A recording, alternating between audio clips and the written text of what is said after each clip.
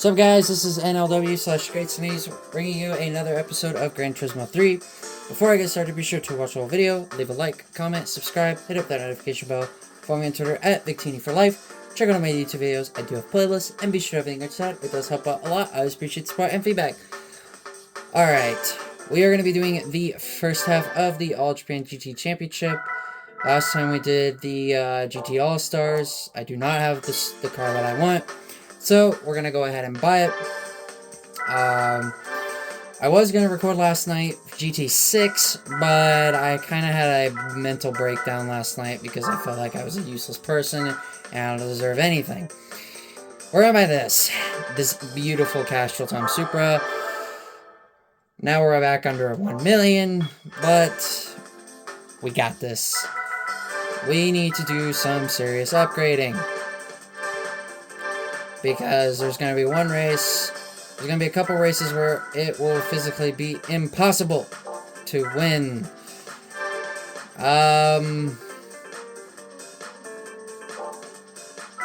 get the stage 2 for races that I'm not going to need much, and then this.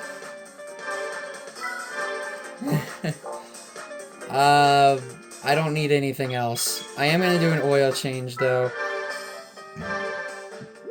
I did put a sign up on the outside of my brother's door, just in case if he does come home while I'm still recording.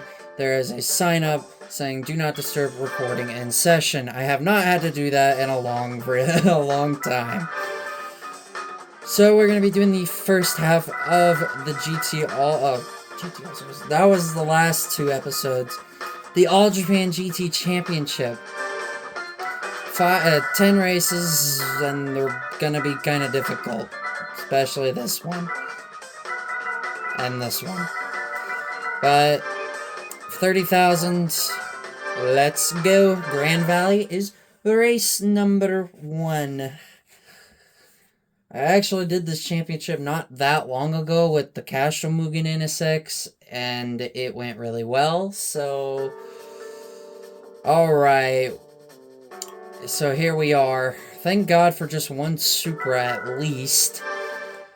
I'm going to take some risks with this, where there will be some races where I won't have an upgrade, some races where I will have at least the stage 2 upgrade, and then some races where I gotta use that stage 4 turbo.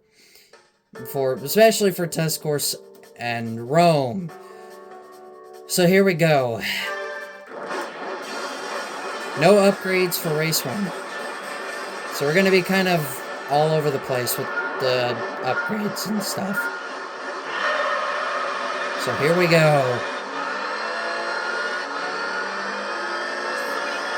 I forgot to bring Victini down here, but I'll bring him for the second half of the championship.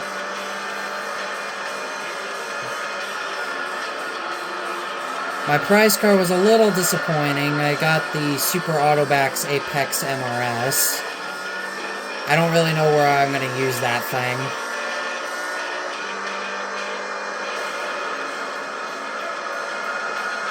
So yeah, these guys are ridiculous. So the NSXs have 616 horsepower. The Supra has over 900. And I believe these GTRs have almost 800 horsepower, so even the AI is kind of a mixed bag of power.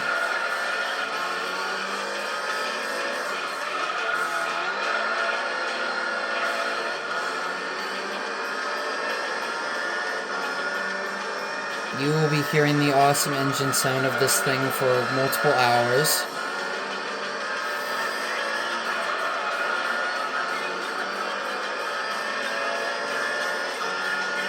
And my phone is about like 97-98%, so we'll definitely make it through first half.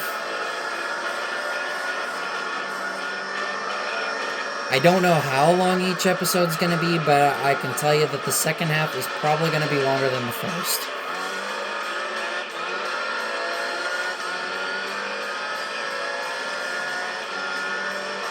Hello there, Mr. Arta NSX.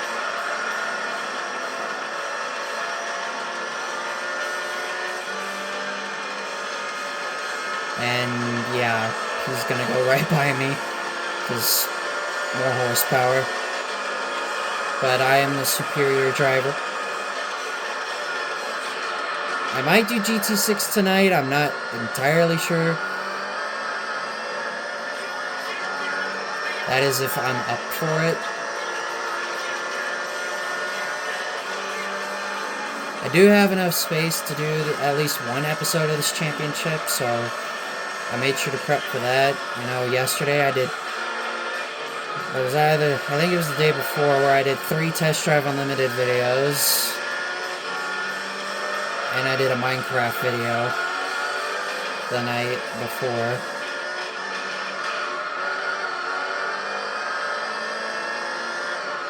I just enjoy this engine sound. It's like so cool.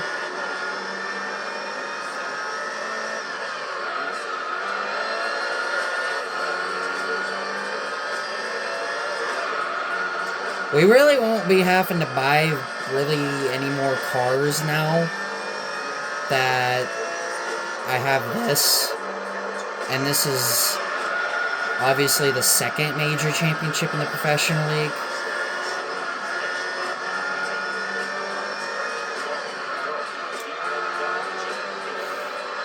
It's a beautiful car and I love driving this thing.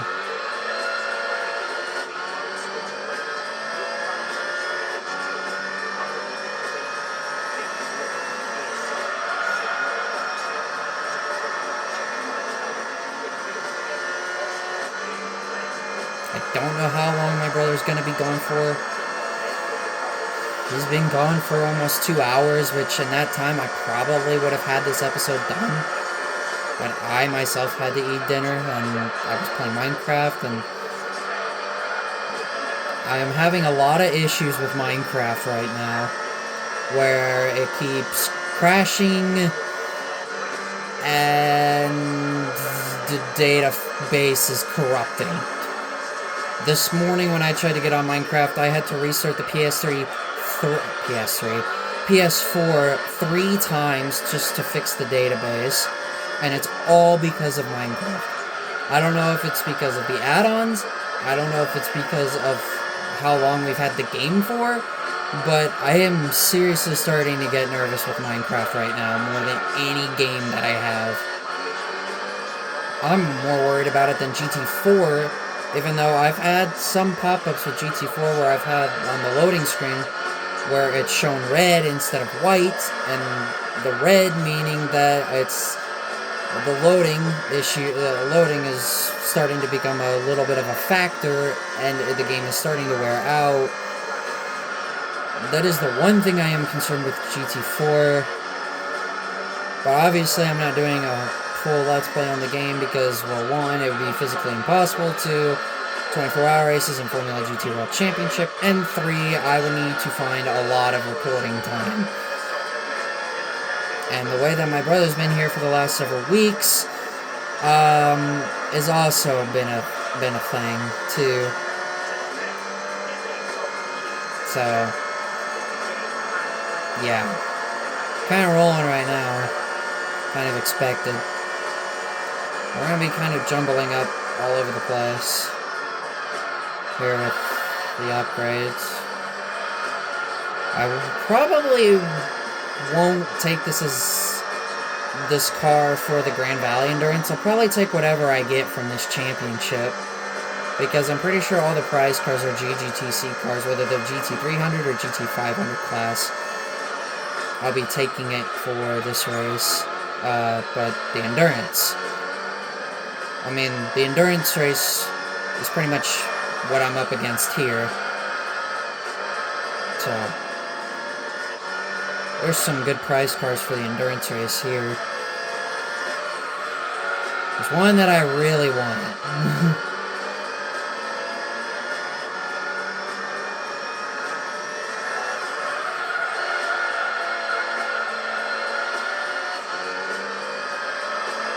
Actually, I think I'm gonna change up a little bit here.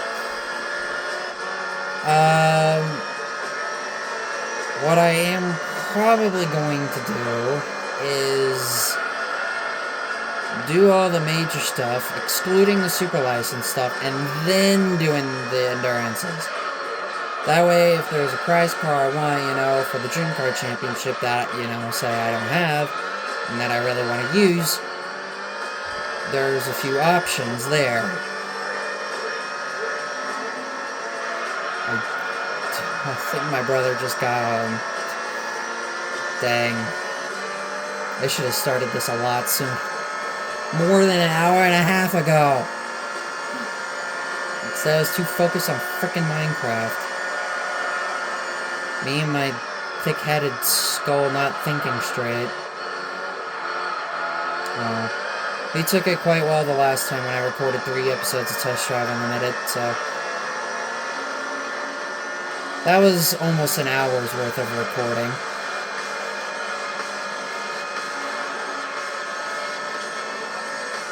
But the most painful race is definitely going to be Test Course.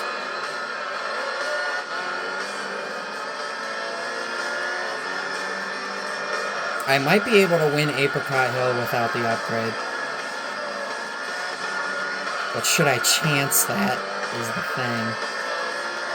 Tires are a bit of a factor there. Because Apricot Hill, as we all know, is one of the hardest... is one of those tracks that's really hard on tires. I have been able to go all 20 laps before, so... I might have a chance. At least this isn't an endurance race where the Polyphony Digital Cup or just something even longer than that. A 2-hour race. There are 2 of those that we'll have to do. I'll try and go in order for the endurances. I'll go from left to right. I won't be skipping over an endurance race and then coming back to it. Because I'll have plenty of good enough cars to do all 10 of them without worrying about buying a car again.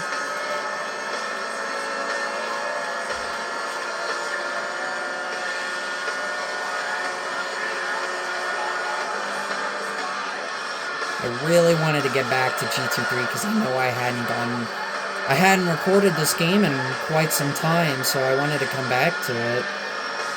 I don't think I chose exactly a great time, but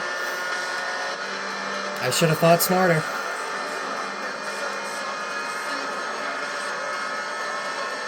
My brother's just gonna have to wait. I did message him before I started.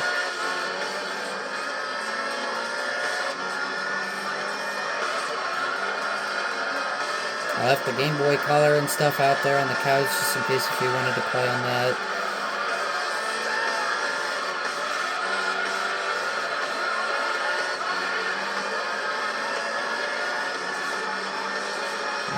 We can only hope and pray that my brother stays for a couple of hours.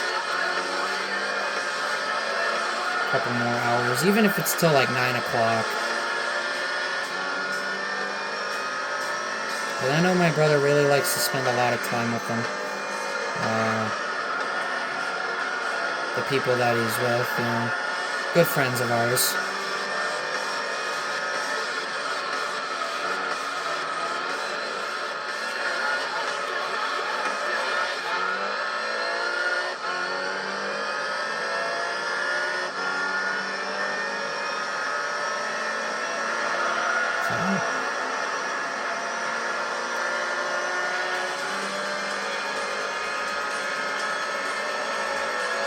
Although the first half of this championship, when I did use the Mugen NSX, it didn't feel as long as it normally does feel.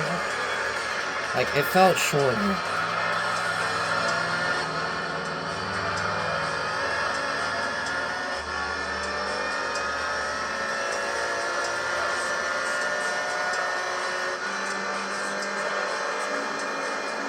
And the game volume is at 32, so hopefully you won't hear anything.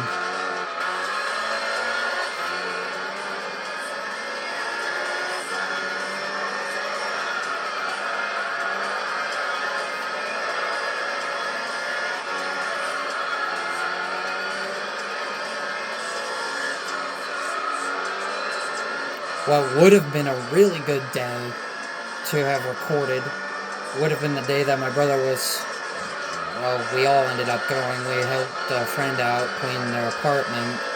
My brother would have been gone for multiple hours, but that was also one of the days where we're waiting for our power to come back, so yeah, I couldn't really do anything.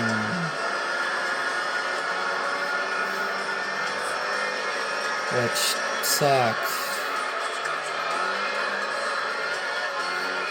That would have been a good day to record a video. And if you're wondering about when I do plan on live streaming, well, I was gonna do them on Tuesdays, but since my brother's been here, as a lot of things have kind of gotten in the way since he's been here for the last couple of weeks, I have not been able to find the right time to do one, and I do want to do some. I've already got a couple of games that I've planned out for live streaming, like Mario Party Jamboree. That would be very exciting to watch.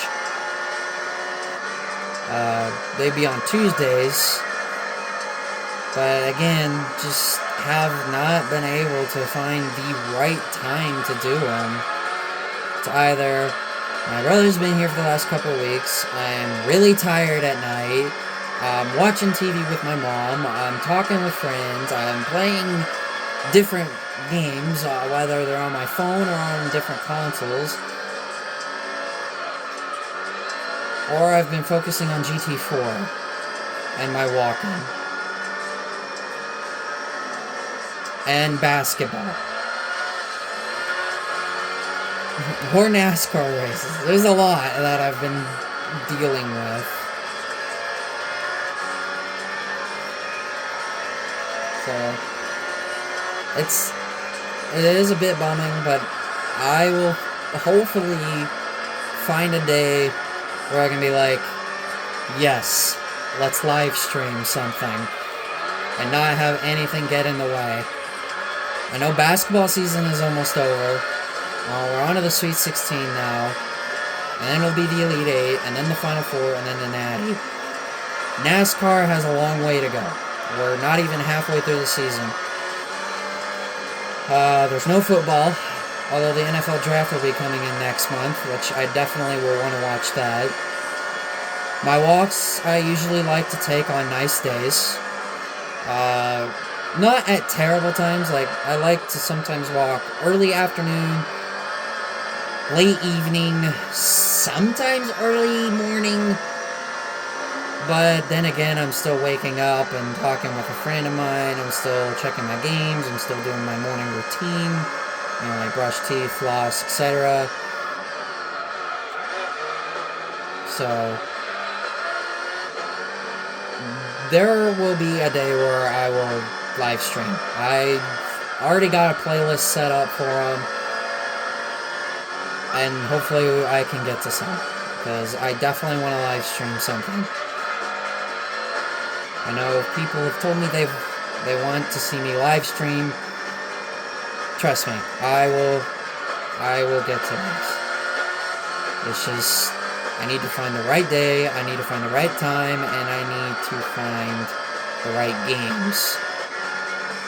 And I can't be busy with anything. And I had a court of honor on the 16th to attend, so for a family we're really close with, and somebody I knew really well, and I was a friend of his in scouting. And I was a tent buddy of his during a year of summer camp. And I helped him get through some rough times. Basically what I went through a lot when I was younger, homesickness. How much miss your family. I mean, when you're gone for a week, you're gonna miss your family. And I'm all about being here at home. I do not like being outside. But when it came to Boy Scout camps, that was a different story. Like, I did not like being away from home. I remember my first camp, when there was a blizzard that came through. I think my first camp, it was either during that blizzard several years ago, or my first spring camporee.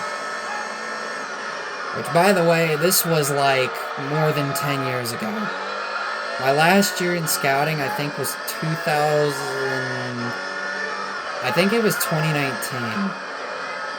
2018 or 2019 was my last year. I first did Boy Scouts. I think I did Boy Scouts for maybe about 6 or 7 years. Maybe 8. I mean, I started school when I was 5, so that would be the start of Cub Scouts. Each rank is 1 year, so I was about 9 years old when I was a Weeblos, which was my last year. I started scouting, Boy Scouting about 9 to 10 years old, so probably did scouting for about 7 years, if you do the math.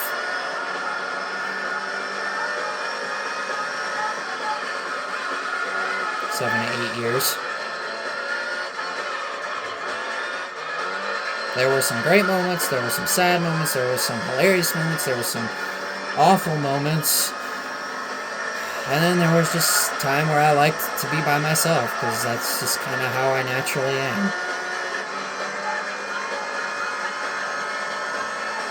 5 laps to go in race 1.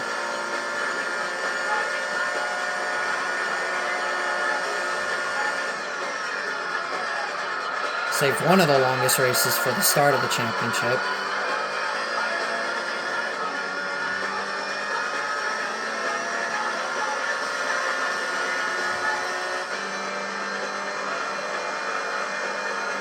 God, I love listening to this engine sound. You're going to be hearing this for about 4.5 hours.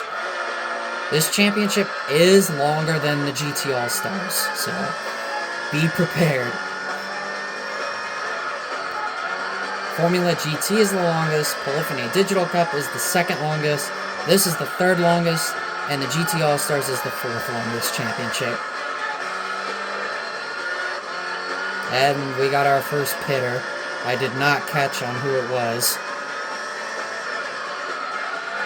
but it is the last place car.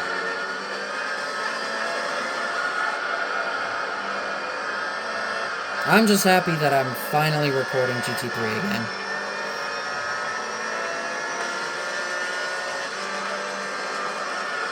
You'll see a lot of close races in this championship. You'll see a lot of dominating races in this championship. I'm 26 seconds ahead.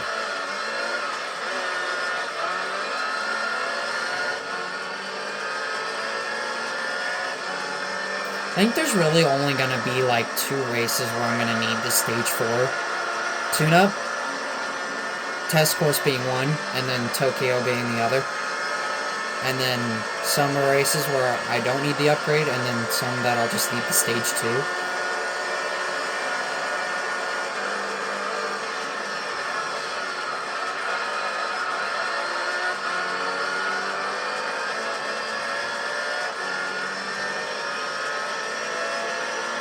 I chose this over doing a walk. I mean, it is nice out, but I'd rather record through GT3. And we're getting close to being done with this game. We don't have that much left. We have this. We have the GT World Championship. We have the race of Turbo Sports. We have Dream Car Championship, we have Like the Wind, we have the Polyphony Digital Cup, we have the Race of Red Emblem, we have all 10 endurances, and I think Race of NA Sports, if we have not done that yet. I don't think we have. Oh wait, yeah, I have, I've done it. So, realistically, there's not much left. The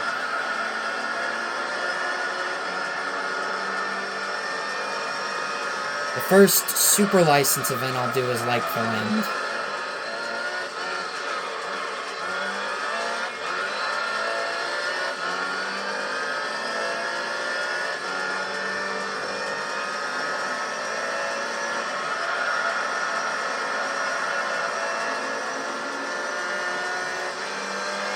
Alright, 3 more laps left in race 1. My lap times are slowly getting worse, but it's not a factor.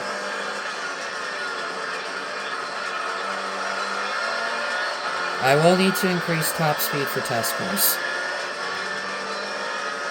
Just a little bit, because this car does have a good top speed. Out of all three JGTC cars, the Supra has the best top speed. Out of this, the NSXs and the GTRs. Alright, now they're pitting.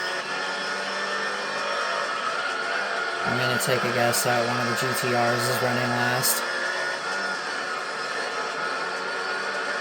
Yep.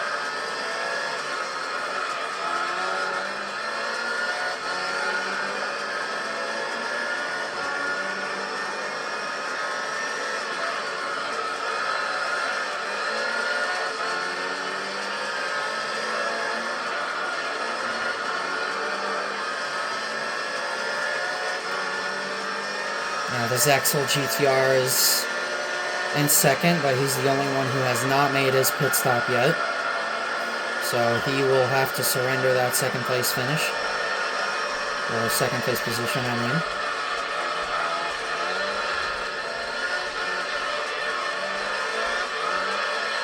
I do hear footsteps upstairs, but they don't sound like my brother's footsteps. They sound like my mom's footsteps.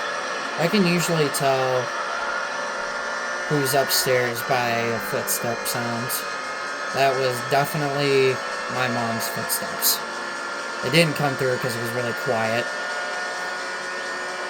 I know, I'm so worried about my brother coming home and disrupting the video.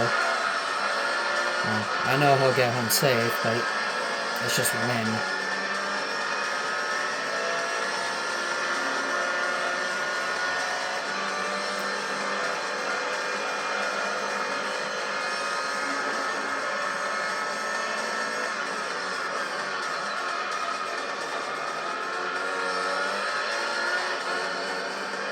I'm gonna try Apricot Hill without the upgrade.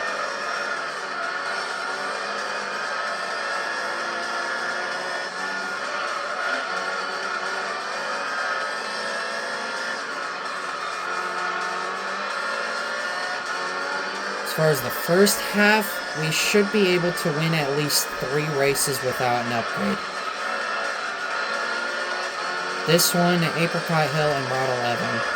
Route 11 will be after test course. I don't remember what... now I remember. So, I should be able to win 4 of the first 5 races without an upgrade, so... Yay! The only bad part is I'm going to have to wait ages for these guys to finish. Good God, this is going to be so painful of a wait.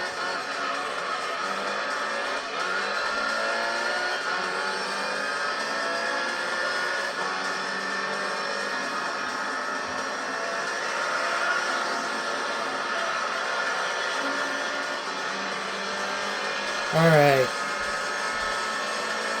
One more lap.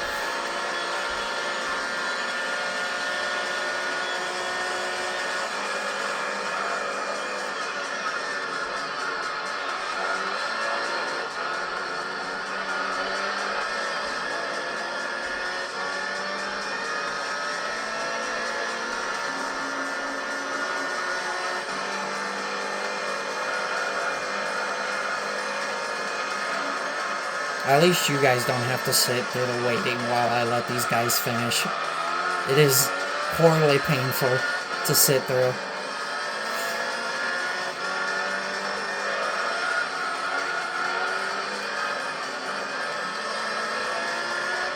When I used the Mugen NSX, I went over 500 miles. But that also did include the waiting for everybody else to finish. This is a very long championship. Third longest in the game.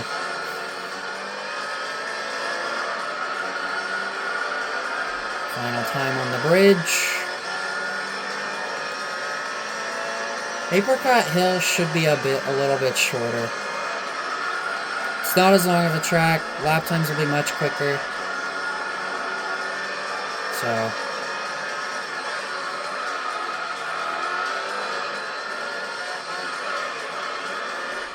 final S chicane thing, whatever you want to call it. I mean, I guess you could really... I think I would consider that a chicane, honestly. It definitely has the feel of a chicane. But there we go. Race 1, done. Now the painful part of waiting for these guys to freaking finish. Jesus. And there you have it. 1:01. And my brother did come home, but Game Boy Color, he'll have that to play on while I'm doing the last 4 races of this episode. So that should buy him enough time. That should buy me enough time to get this done. So, huzzah. That was a long wait, too. But, 1 race down, 9 races left, 4 more to go in this segment.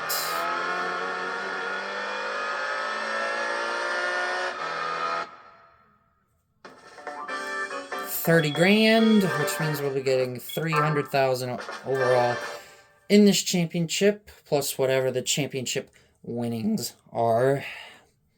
So now we move on to race number 2. Should be able to win without an upgrade. Apricot Hill, and 20 laps. 20 laps of my favorite track. I am going to love this. And yes, no upgrade again because it is possible.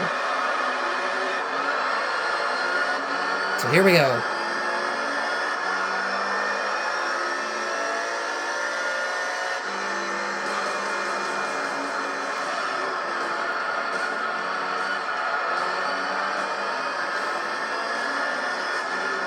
Now y'all know what the next race is, because I showed you at the start, and when I kept talking about it.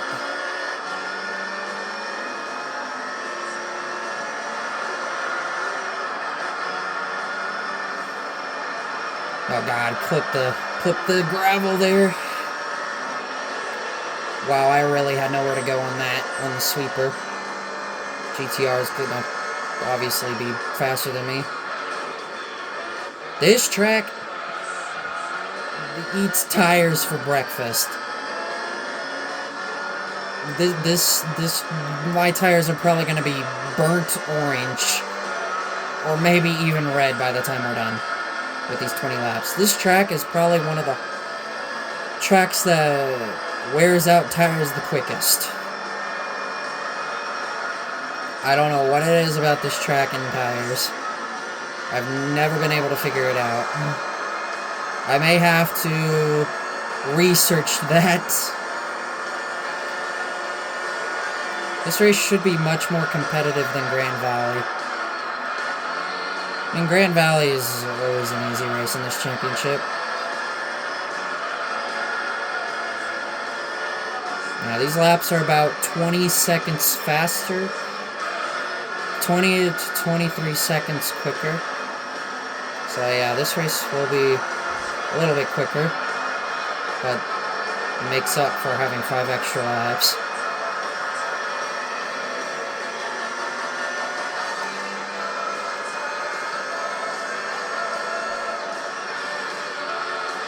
I am pretty excited for the next GT7 update, which should be coming out within the next couple of days. The silhouette car should be revealed tomorrow. 3 new cars and some races and maybe some new menus. Always look forward to the monthly GT7 updates. Thankfully, I haven't had any issues with GT7 crashing.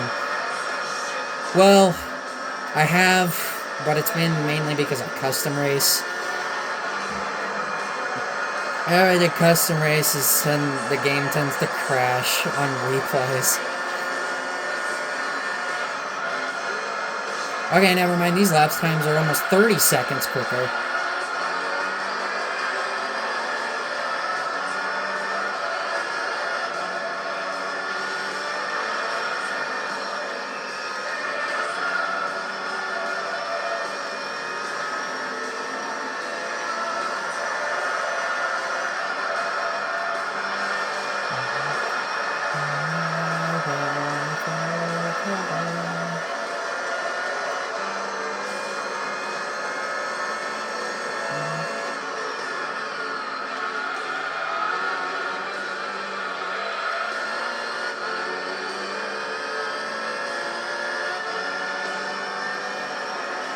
At least we're not driving slow cars.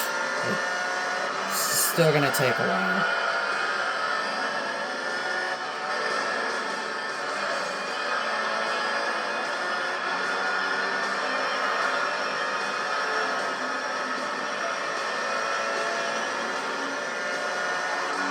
Oh yeah, I do have some other good news.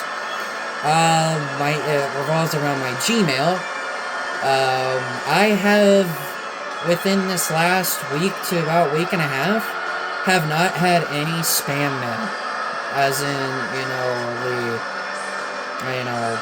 scams and phishing issues. I have not had that happen in like a week and a half. No porn spam, no insurance spam, no debit card or receive money or deposit spams. None of that. I have been spam free on my email. That is a big plus, because it freaking made me so mad, and I hated it so much. It was painful to deal with. I mean, my Twitter account, my second account, is already up to 120 followers, so the rebuild has been going well so far. I've met some new people, I've gotten some newer followers that I didn't have before, and I have a lot of the same followers that I had before. I have a lot of Victini followers. I'm a very well-liked Victini fan, that's for sure.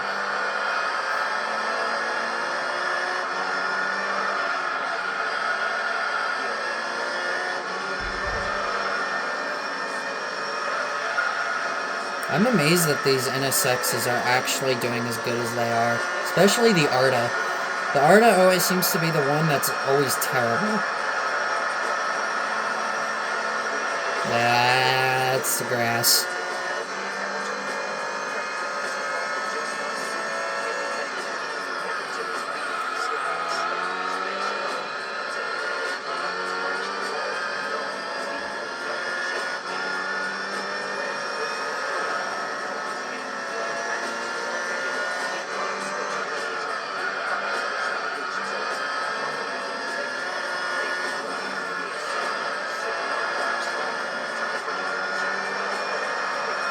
Nope, so the only race where I'm going to need an upgrade is going to be Task Force.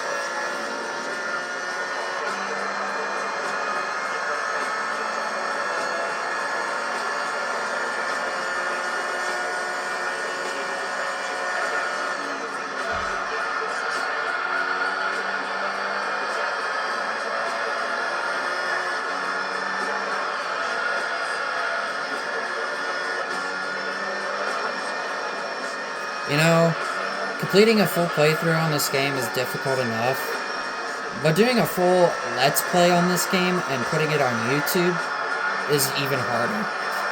Because if I would have had my other camera, this really would not be possible. And what I mean by that is with these professional events, just imagine 10 episodes for one series. Yeah, that would be awful. Because my camera would time out at 46 minutes on my other phone. This phone, it can go as long as it can go. As long as I have a lot of storage space, I can pretty much record for multiple hours, which makes recording videos so much easier.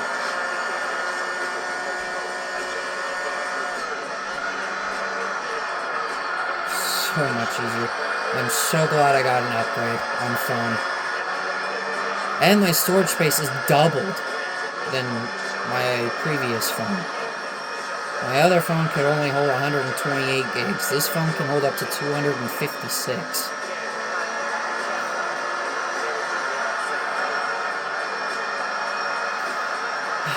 I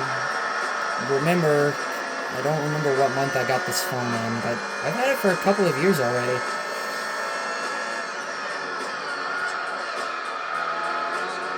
I think I got it during winter.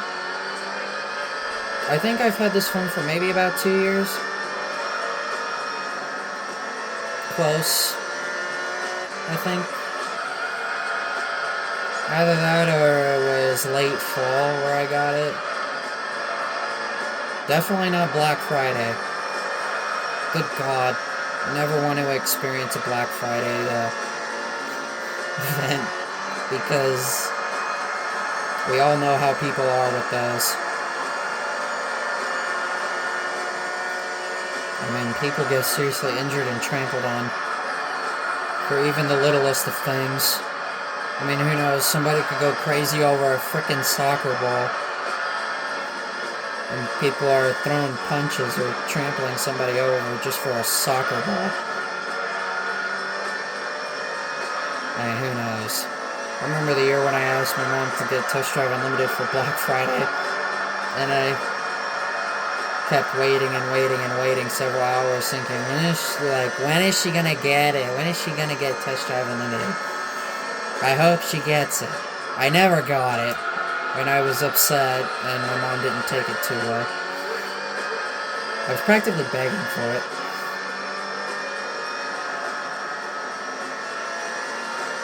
And then several years later, well, I got it for Christmas.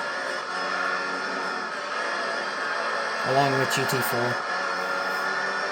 I got it in 2020. During the pandemic.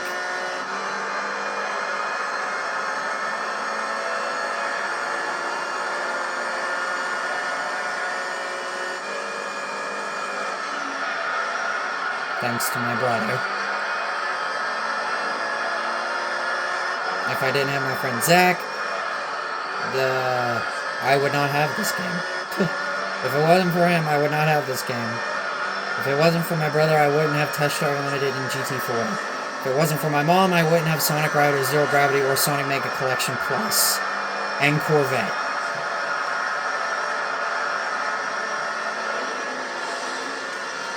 So I've kind of gotten very fortunate enough to get these games.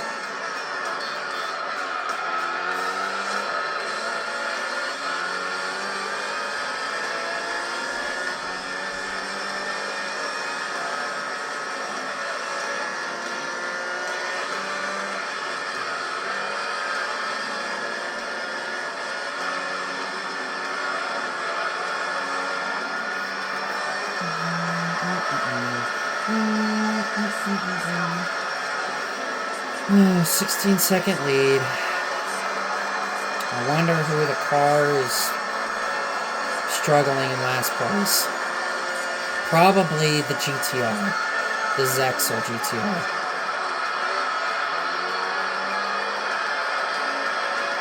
Whoever's competing with the Arta NSX, keeping in touch with him.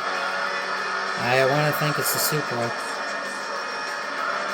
But we'll see different results at test course compared to these first two races.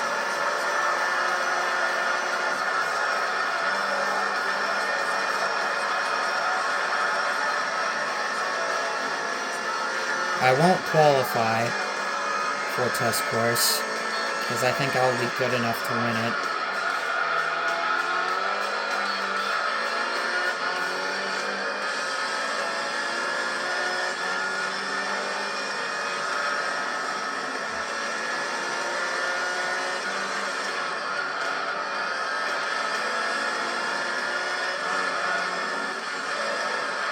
I kind of wish my longer episodes of this Let's Play got more views. Like, I'm not even getting 20 now with my longer episodes. I guess people like my shorter episodes more.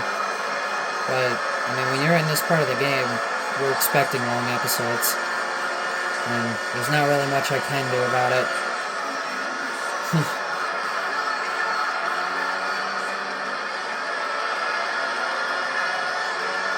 All those videos on my Asus phone, or not Asus, from my Samsung Galaxy S10. I think this is the S10 EVO. Would provide shorter episodes, but more episodes that are unnecessary. When I can just fit 5 races in one episode instead of doing 5 races in 5 episodes. It's much more efficient doing it like this.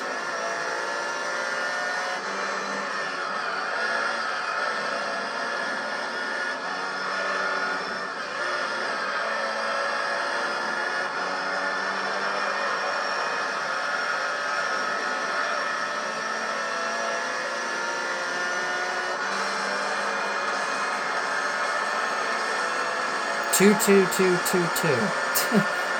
Well then. My laps have been really consistent too. Which I like seeing that. Really anxious to see what the cars will be for the GT7 update.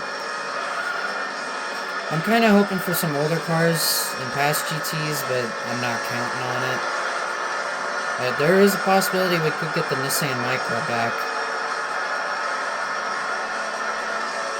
from GT4 to 6. That'd be pretty cool, I guess. It's a slow car, but it's a car used in past GTs.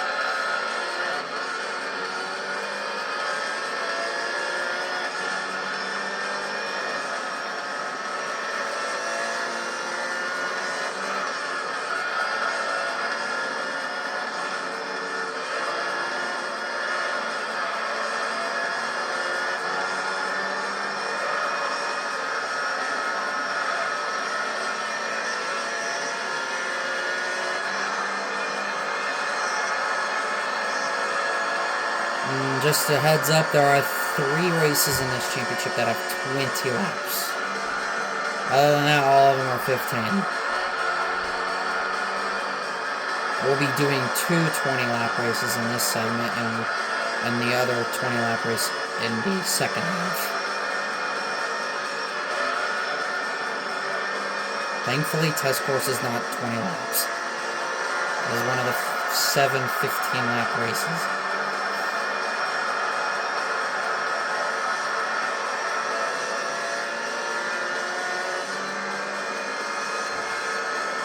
And there goes the Pennzoil GTR. Lol. He's got 0 chance of making anything happen. And look how far behind he was when he entered the pits. It's probably going to be the only car I'm going to even remotely come close to lapping.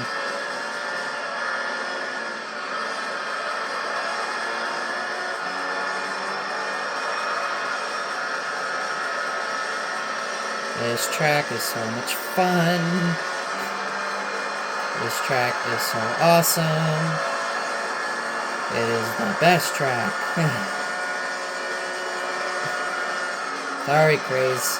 High Speed Ring, not High Speed Ring, Midfield and Trial Mountain. They're good tracks to you, but to me, Apricot Hill is the best track.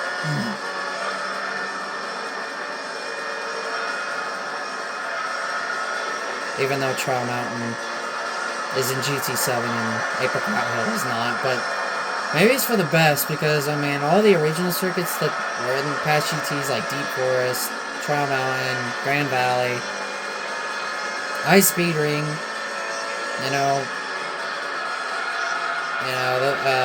those are the 3 original circuits that they did change a lot. Eiger Nord 1 and Daytona are 2 real-life locations that they did not mess with.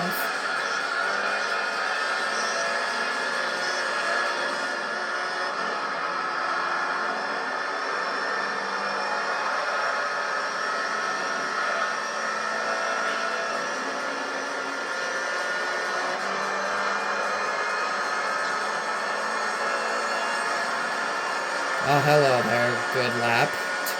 Still running good laps.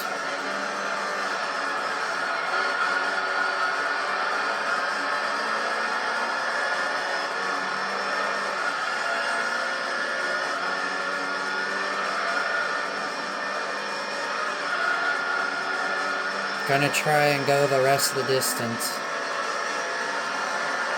without pitting. Now they're gonna start pitting. There's the Arda NSX, and the Denso Side Supra, and then the Ray Brigand SX, and then the Zexel GTR. The only GGTC car that is not here is the Calsonic Skyline.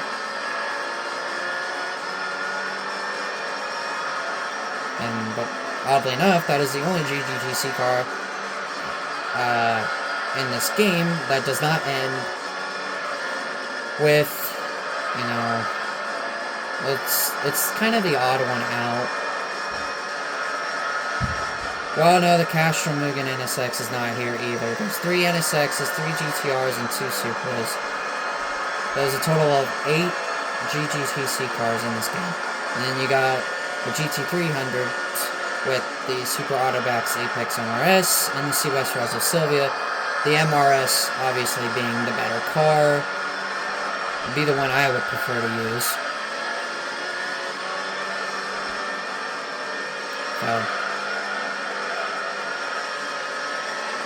But oddly enough, the Calsonic Skyline is the only one out of the 8 GGTC cars that doesn't have its, I guess, signature name. Like GTR or NSX or Supra. It does not end in GTR, it ends in Skyline for some reason.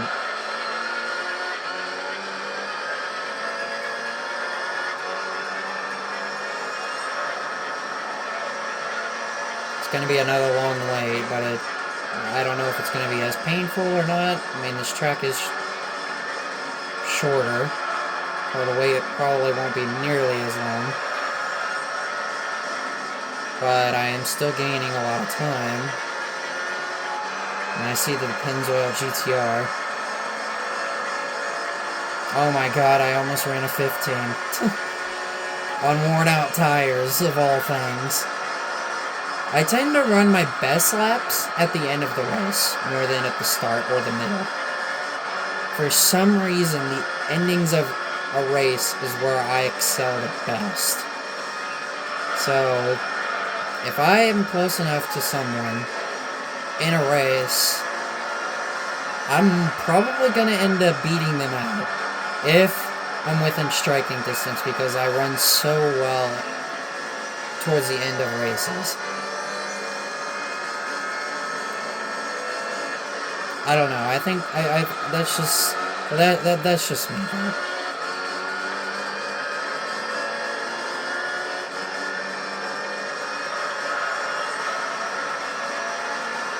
I am gonna catch this Pennzoil GTR before this race is over.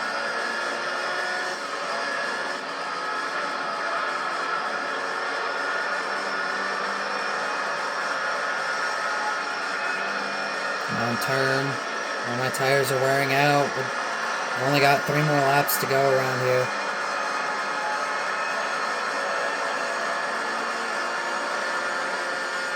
I do not want to have to wait on this GTR to finish for a long period of time.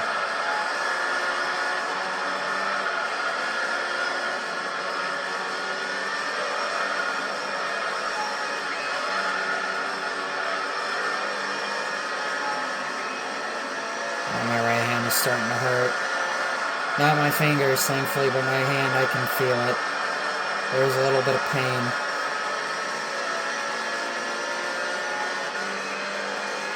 Gosh, I'm so close. But my tires are really starting to wear.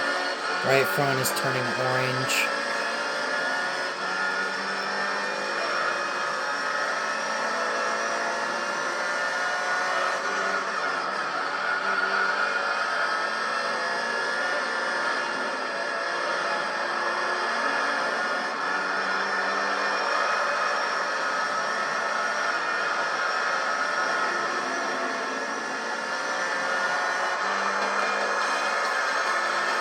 Alright, 2 more to go.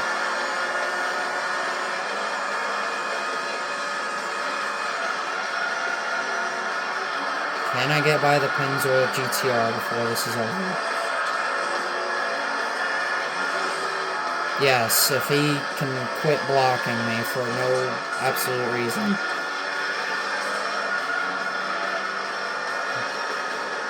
Definitely not catching anybody else, though.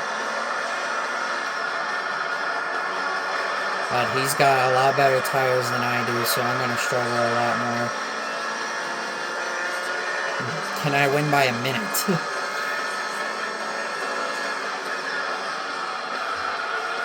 I'm going to win by almost the same margin as I did at Grand Valley.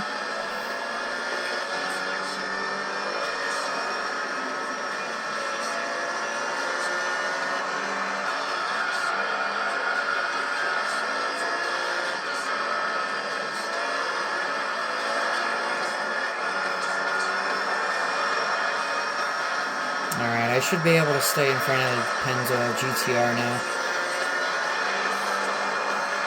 Alright, final lap at Apricot Hill.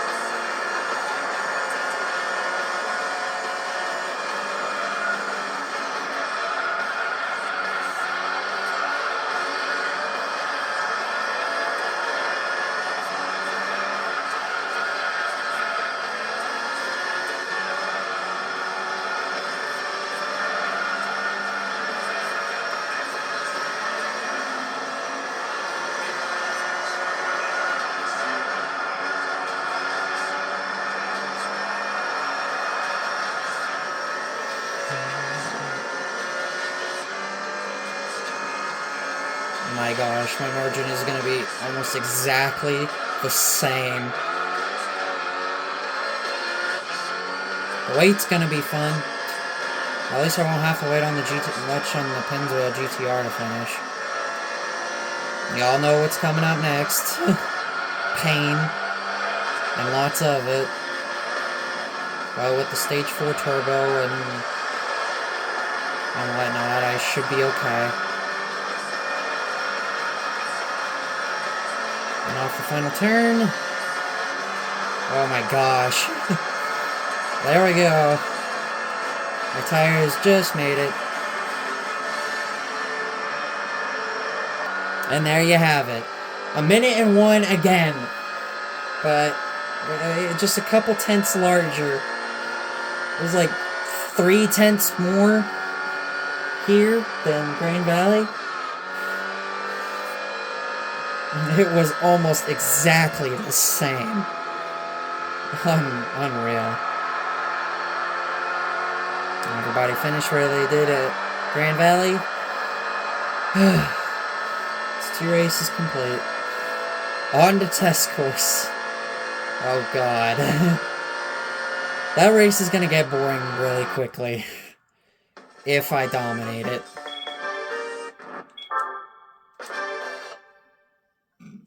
Excuse me there.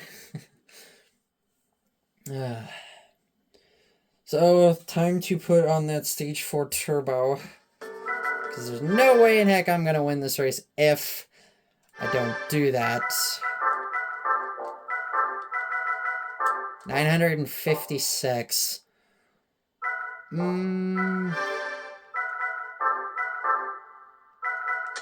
Let's do 2 ticks. That should be enough. Let's go.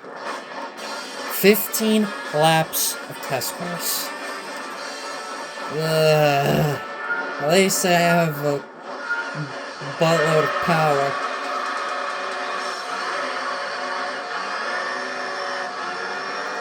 This is one of 2 races where I will need this Stage 4 tune-up. This is going to be a major shakeup in the standings, though. And how high am I gonna go?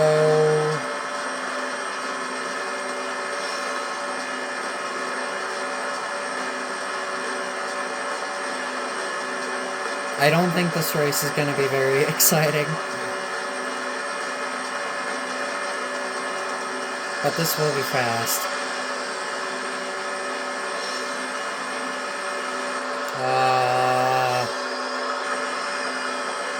Yeah, it's gonna be really boring. So you're gonna probably get almost a half an hour's worth of this. Pure boring factor. Oh, I hit top speed. I didn't catch it. I think it was 219. Let's see.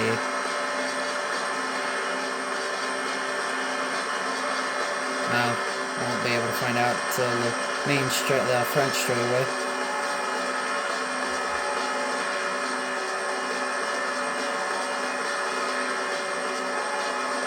We're only on lap 1 of this race, and I've been recording for over an hour now. That just tells you how long this is. We've only done just 2 races. It ain't getting any shorter in the next one. Alright, we'll be able to find out how fast, how high my top speed is. 219. I can live with that.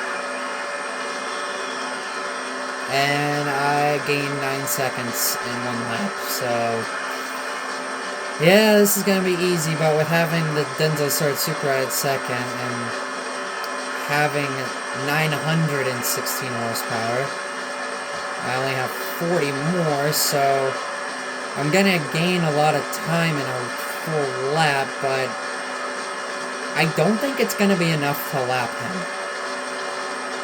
And the fact that I'm also hitting top speed as well, that also is going to help it to where I'm not going to lap him.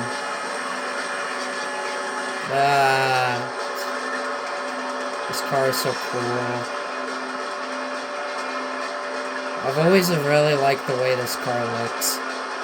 And I love the engine sound a lot. It's got the same engine sound as the Altezza race car. La la la la la la la la la la la. So High Pencil GTR in second place.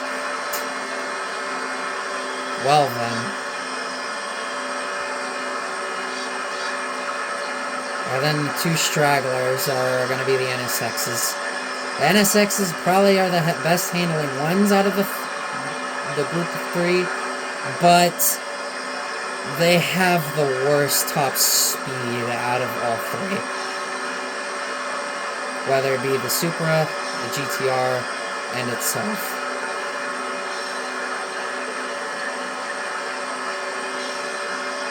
And these lap times are going to be on par with Gran Valley. Yay! Almost a 30-minute race. And yes, I was spitting because of sarcasm, of excitement.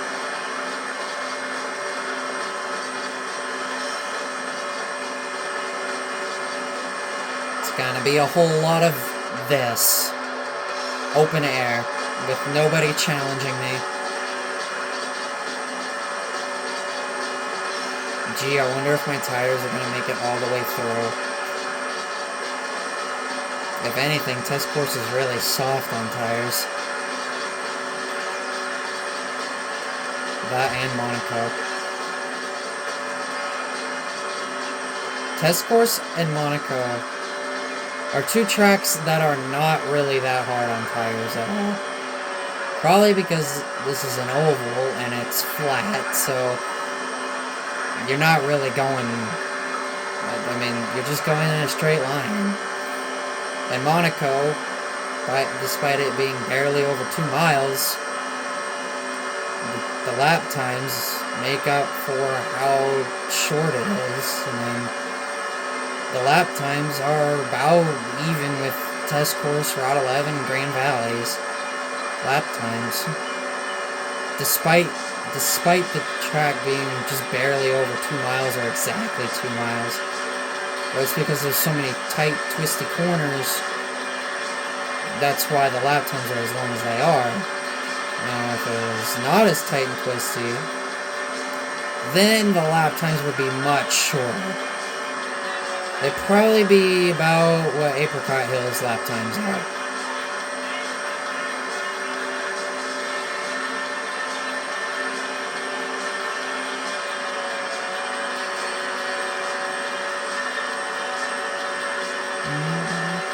It sure is exciting. Totally. I am feeling better from last night. Last night I wasn't feeling too great. I had a stroke of sadness just come right through me. It was awful.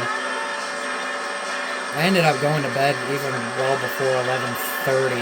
It just took everything out of me. I just wanted the day to be done. It was a rough night. I ended up crying, which I normally don't.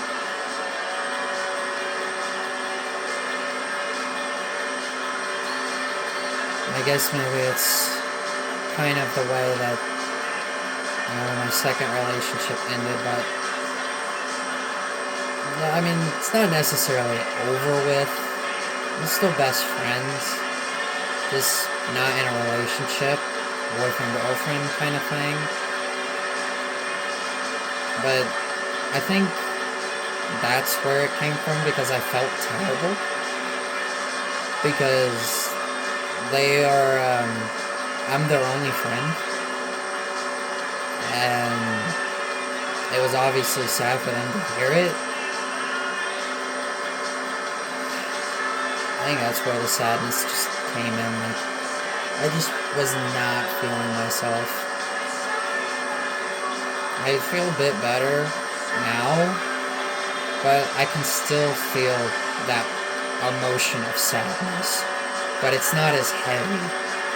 It's not enough for me to go into my room and cry on my bed because of saying, how useless I am, how much damage I've done to my family, how much I've hurt my best friends, how I shouldn't even be on this planet, how useless I am. All my records for this game don't mean anything to anybody or myself. People probably have already done it well before me.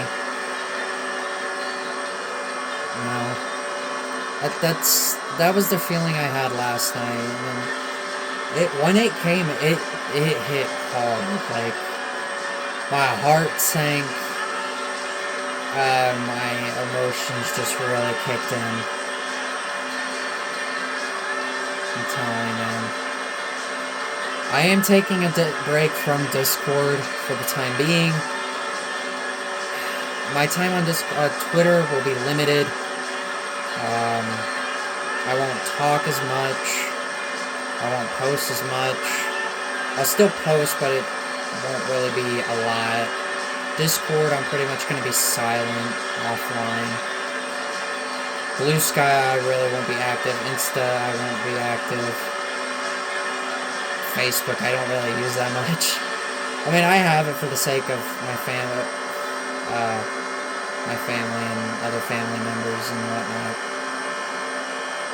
And one of my friends has it as well, so... But Twitter for me is going to be limited because of that feeling of sadness. And I think having that walk that I took during the afternoon definitely helped a lot. And that's also why I didn't do GT6 last night. I was going to record it last night, but when you have that feeling of sadness, you just want to lay down or just be alone and just let it all out. Just say what you want to say. Cry if you have to. Just let your emotions come through. It's best to not hold it in. Just let it all out.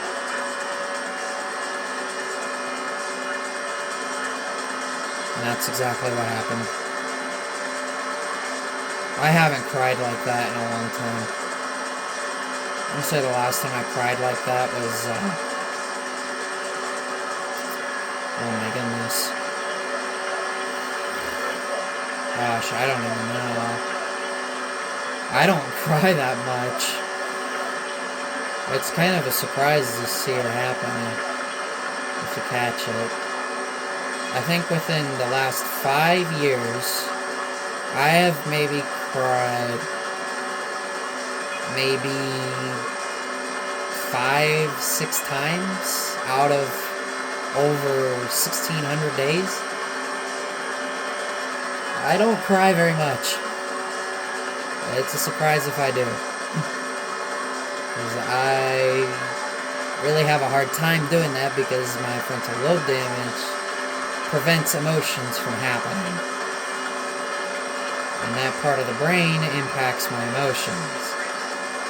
So seeing me cry is definitely a shock.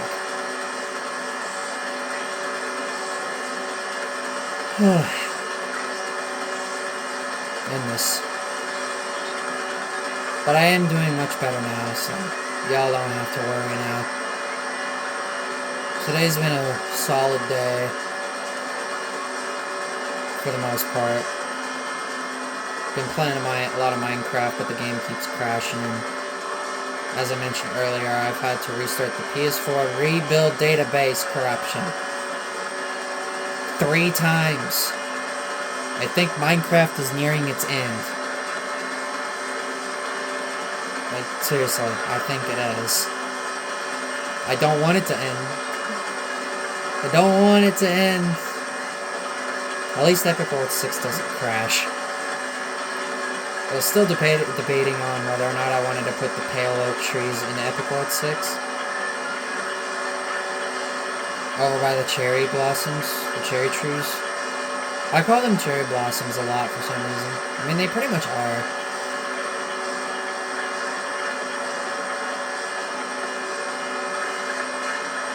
Ladies and gentlemen, we are halfway through this race. Yay! Oh, I hit 220 there. That's the first sighting of 220. If they pit, I'm definitely gonna lap them. I'm definitely gonna lap the 2 NSXs, there's no doubt about it.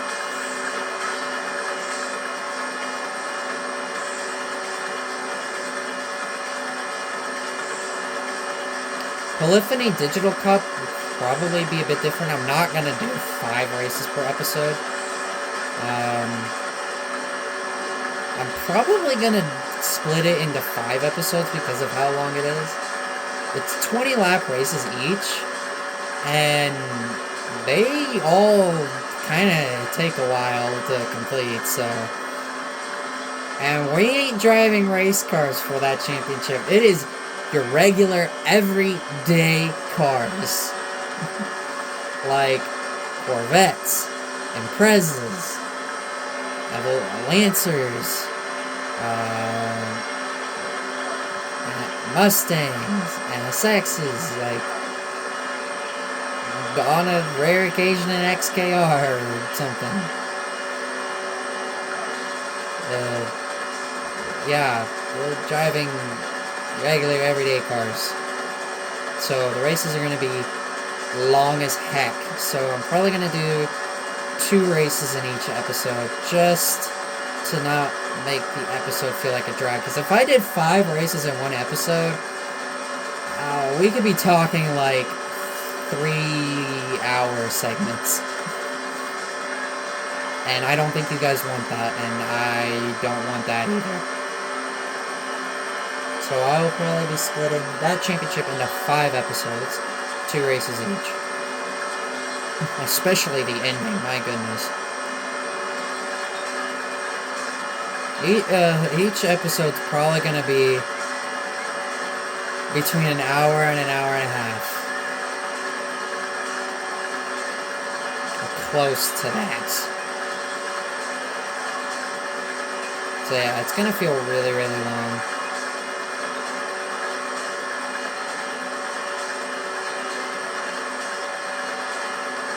I'm so ready for this race to be over with. This is boring.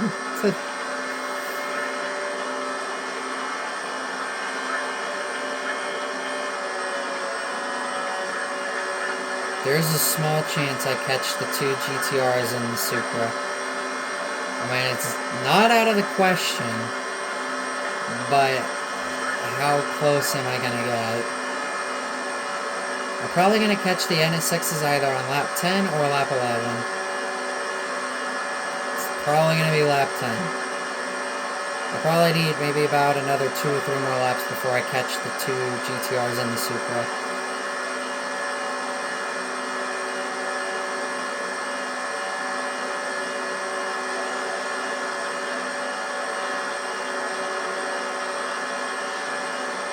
I can barely see the NSXs from here.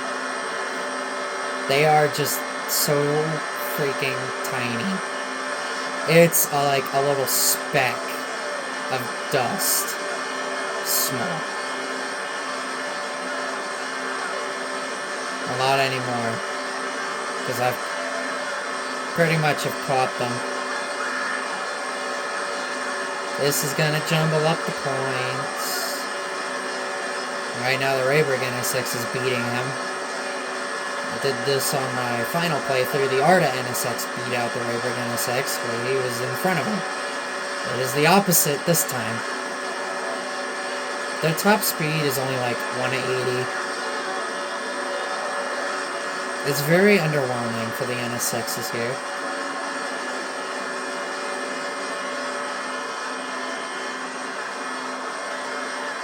Hopefully the wait won't be overly painful. But I have a feeling it will be.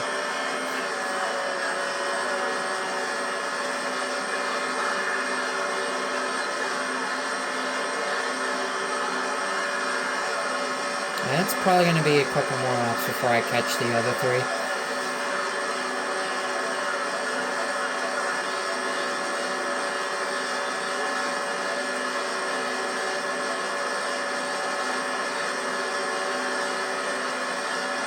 I'm going to be guaranteed at least something decent from this championship.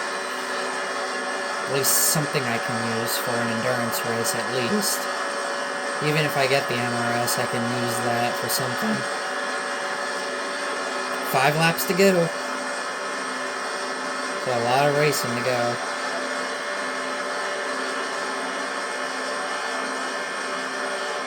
This actually might be a lot closer than I thought to catch those other 3. Might be until maybe lap 14 or 13 before I catch them. Because, you know, they've got more than 850 plus compared to the NSXs where they've only got 616. So they're not nearly as threatening in a straight line.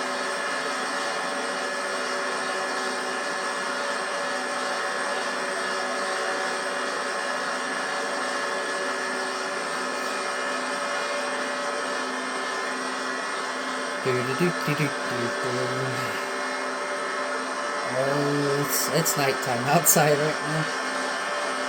Pretty much. Started this championship about sunset, late evening.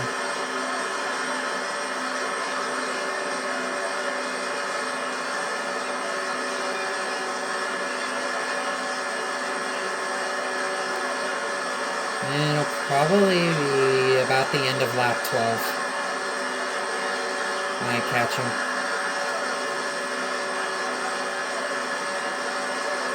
Boy, waiting on those NSXs is gonna suck. I should get him on lap 12 here.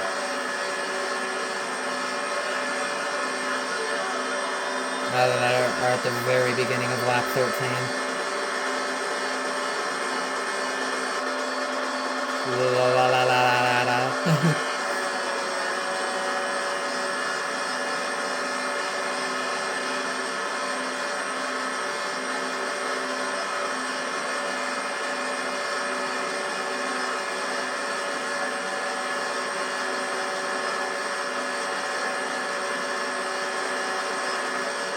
I'm at least happy I have a friend that I can talk about Pokemon with. Well, 2, but the person I've been talking about was my girlfriend, but we stopped dating. We're just best friends now. But their favorite mythical Pokemon happens to be Jirachi. Could not have chosen a Pokemon any better. I'm happy with either seeing Victini or Jirachi. Their favorite Pokemon overall, though, is Buneri. I'm fine with that, though. And there they are. Right there. So I know I haven't really been talking about Victini and Jirachi much, but I've been really into the Victini Spear lately. That's what I talk a lot about on my Twitter page, is Victini. I mean, he's kind of my main focus on Twitter. Well, I got a nice battle with these guys. Enzo GTR just taking second right back from the Supra. Got him right at the end of lap 12. I probably won't have to wait super long for him. Yeah, 3 more laps around this place.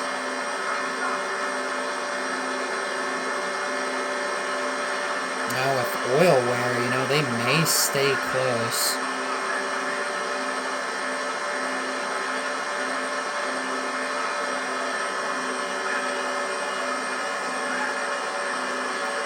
Okay, never mind.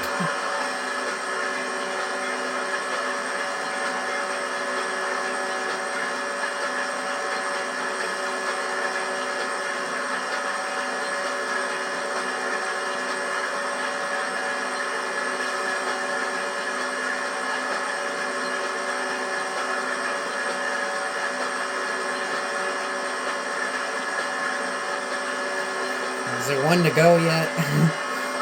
God, this race takes forever.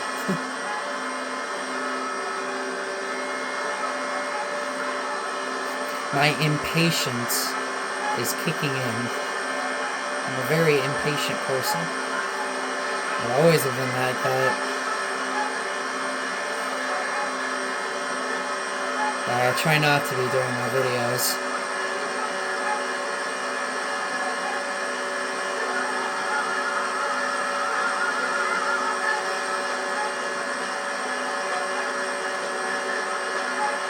Also, I give you guys a lot of credit. If you guys sit through these videos and watch them from the very beginning to the very end, I give you a lot of props, because even for me, when I watched GT playthrough, it felt like it took a while to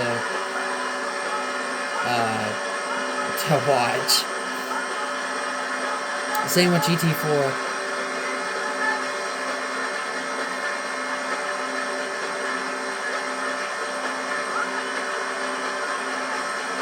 I need to listen to the GT3 PAL music again. Only ones I really listen to are Avarice and Overseer.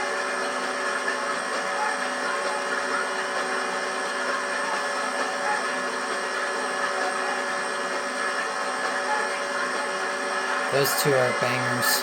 But I know there's quite a few other good ones. Feeder's got some good music. They have music in GT4 as well. It's one of those songs I really like, called Shatter. That one's really good.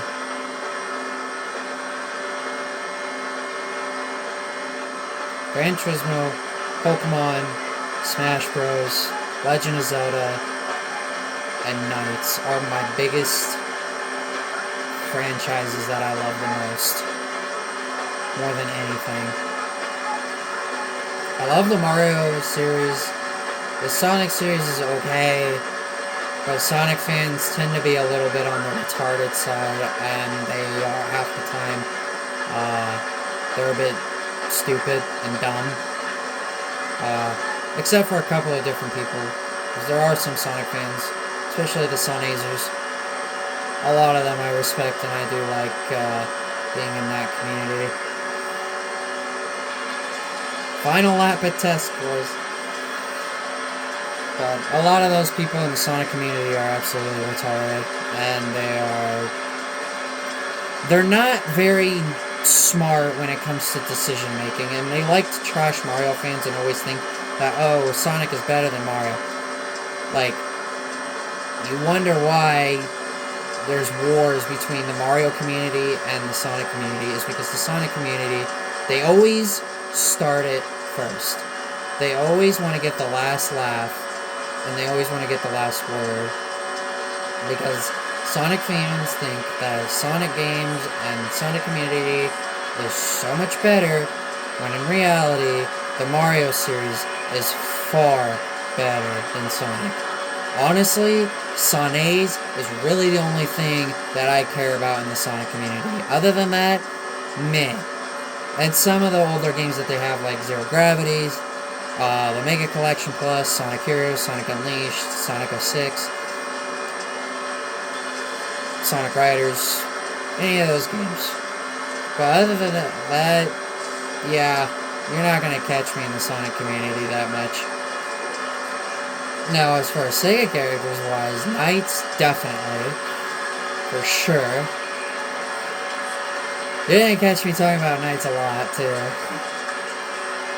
Because Knights is my favorite Sega character over Blaze, even though I really, really love Blaze. And Blaze has always been one of my top favorites of all time. She still stands as one of the top 5 characters of all time in my list. And there we go! Test course is finally freaking finished. Now the wait. Oh, dear God. And there you have it. Actually, that wait wasn't nearly as bad as I was expecting, probably because I ended up lapping them. And the Denso Start Supra ended up second. Very close battle with the 2 GTRs. I'll tell you what, this might be an easy race, but the battles on track are really good. Look at how much that jumbled up the points. The Denso Start Supra is in second. Supra 1-2, baby. I got 2 more races to go in this episode.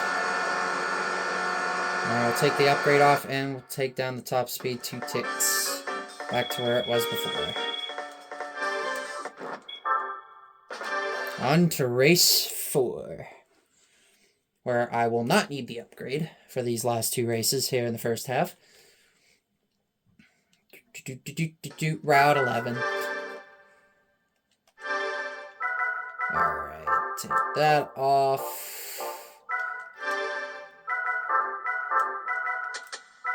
And take that down a notch. Alright, we are all good to go. Race 4.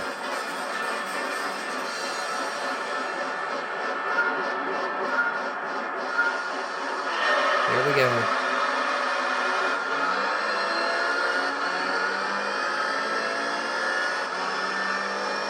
Obviously, going to be at a heavy disadvantage again. Had the heavy advantage for one race, and now back to being the heaviest disadvantage. It's crazy to think even without an upgrade, you can still compete to win a majority of these races in this championship. At least half of them. A little more than half. At least 7 races where you don't really need any upgrades.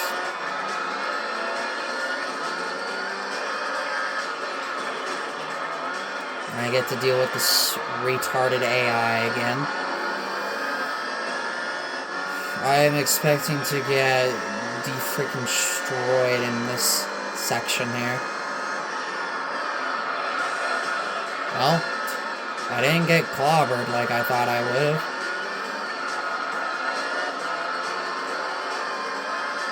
And Rayburg NSX came out of that second place. We're gonna have ourselves a very fun battle for a bit.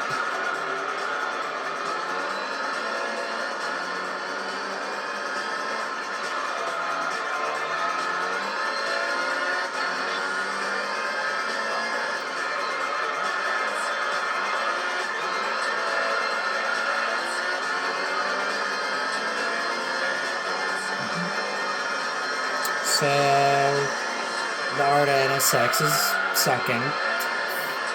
Finally, he's being exposed. Probably because he screwed up so many turns.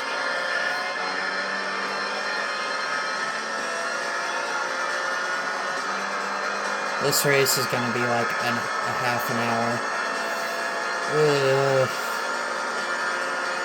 Definitely not looking forward to that.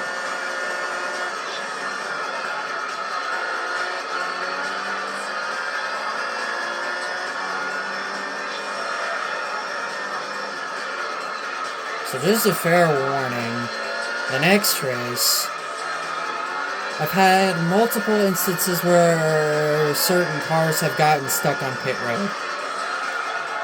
If that is the case, I would wait on everybody else to finish except that car that got stuck on pit road. The tire barrier, because I mean most of these tracks have tire barriers at the entrances of pit road. So, or unless I free them from being stuck. So, definitely something to keep an eye on, because when I did this championship in my final playthrough, the Arda NSX got stuck on the pit wall, and he never freed himself, so I may have to do a little bit of something. Yeah, he was one of the contenders in that race early on, I mean, for a good bit. And due to it, he ended up finishing 4th. And he was originally running 2nd at that time.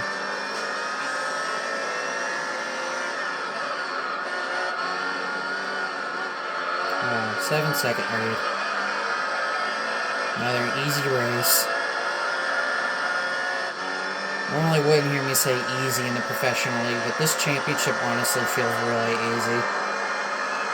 For as much power as those cars have, and me winning with no upgrades whatsoever, this should not be this easy. It really should be a lot harder. Also, I really screwed that up. Well, that was a bit of a fail.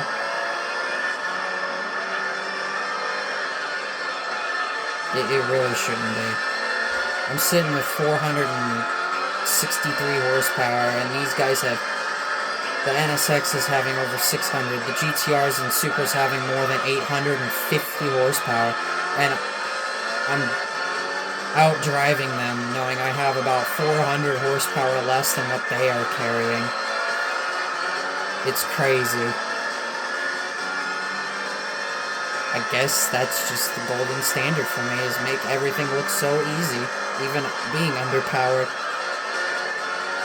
My golden standard is win, win, win. It's the only thing I care about. Now, I know it may sound like I'm being a cocky SOB, but it's kind of how I've naturally been. I've always been a person who's always been about winning. Ever since I was a little kid. Winning, winning, winning. And when I got my first place chess trophy, when I did a chess tournament, when I was a lot younger, I got really excited, and the kid in front of me says, well, don't get your hopes up too soon. I ended up smiling, I giggled, I was laughing a little bit. I was excited. Yeah. I ended up winning that. I ended up going undefeated. I did not lose in that tournament. I have 3 other third place chess trophies and a second place trophy. I could have had a lot more than just 5 if I didn't make stupid decisions.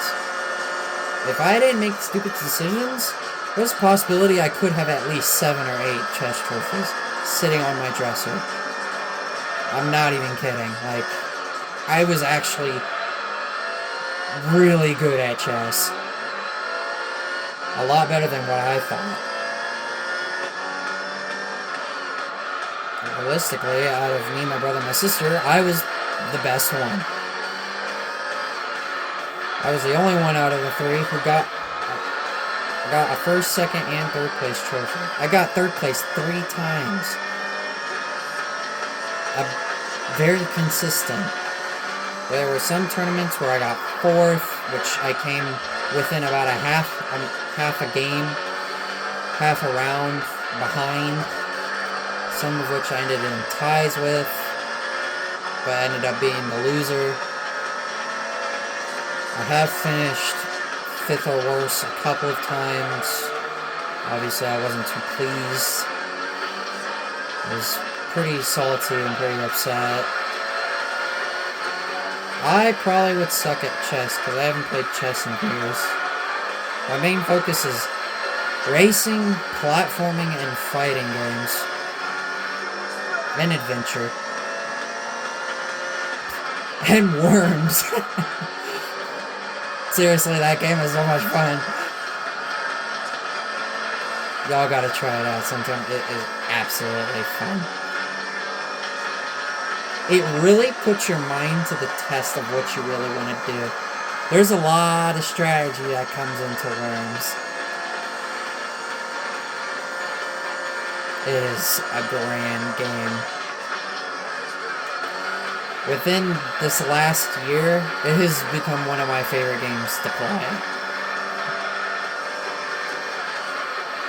Not the best or all-time best, but it is a very fun game to play. It's not top 5, but it's probably lower end of top 10. It's probably towards the very bottom of top 10. Because there's just so many more games that I enjoy more.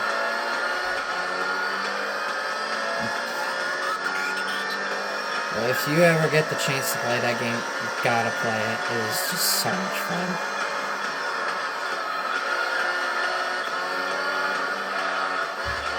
I highly recommend it.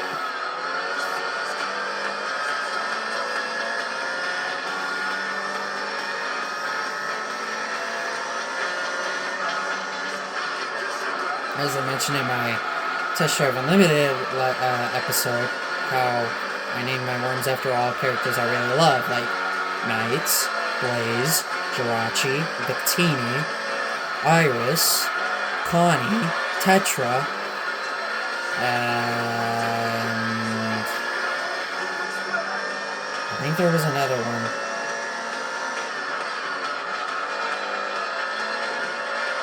Let's see, it was Blaze, Victini, Knights, Jirachi, Tetra, Connie, Blaze. I have no idea which one I'm missing. I'm sure it'll come across my mind at some point, but it's mainly a lot of characters that I really like.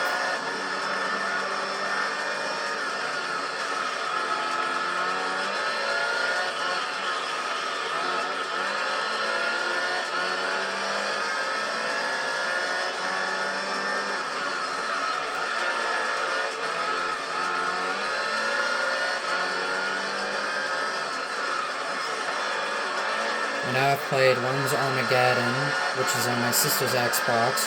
There was another Worms game that was on my brother's PlayStation 4. I like both, but I think Armageddon is a little easier to work with.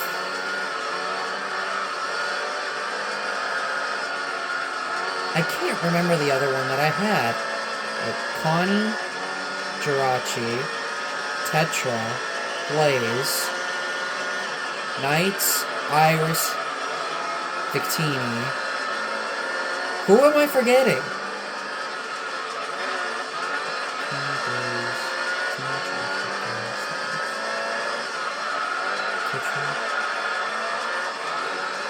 I'm thinking to myself right now. I seriously don't remember. There's always at least one that I forget.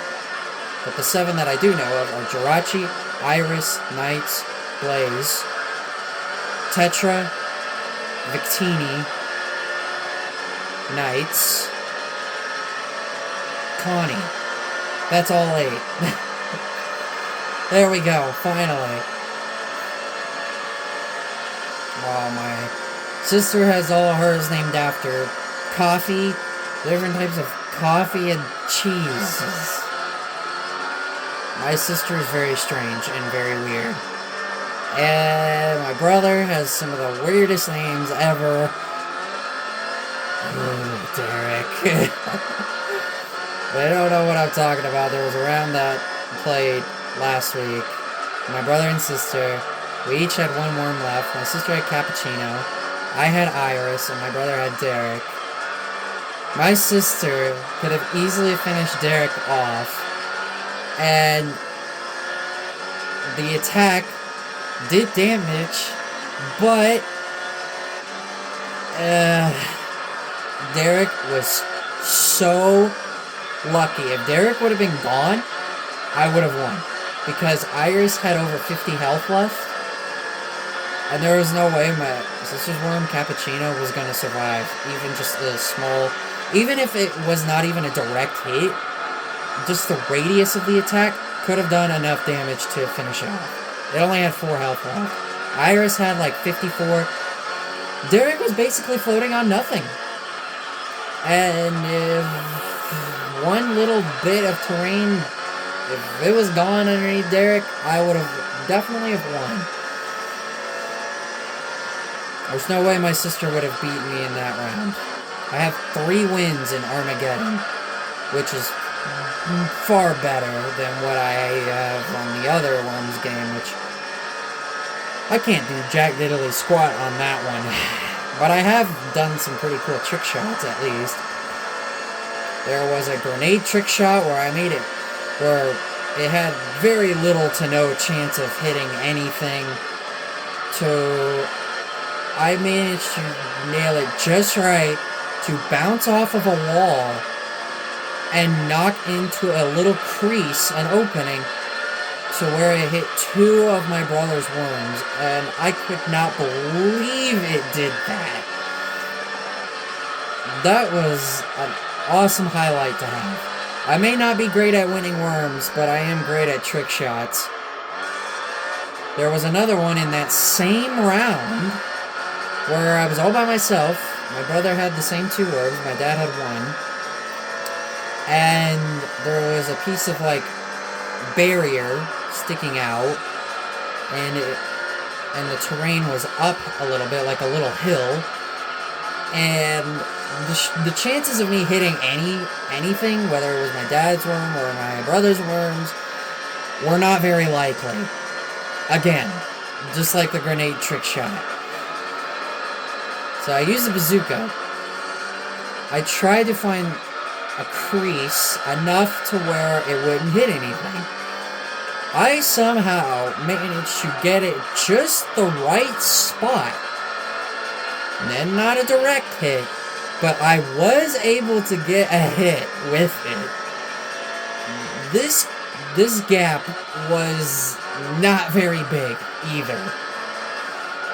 You see the hairpins here, the first set of hairpins here at Route 11, that first hairpin, that was about the margin of gap that I had with that shot, and it went through. I hit my dad, but it wasn't enough. It wasn't a direct shot, but it was enough to deal a little bit of radius damage, I guess you could say. It wasn't a lot, but I ended up getting taken out on the very next turn by my brother, but I was a little salty, but I didn't show it. 2 trick shots in 1 round was pretty dope, I will say. The round it may have not gone as well as I had hoped, but those 2 trick shots were awesome. And then here recently, there was another one that I did, but it was in Armageddon this time. I don't remember what exactly I did, but it was pretty cool. I don't know what it is with me and trick shots, but I seem to have a knack for nailing them. I've 3 trick shots, 2 in 1 round. I may not be good at winning worms, despite winning at least 3 times on Armageddon. But those trick shots are probably my greatest highlights. More of a highlight than my wins. I used to play Worms Revolution a long time ago. More than 10 years ago on Facebook. Mozilla Firefox. I remember when that was a thing.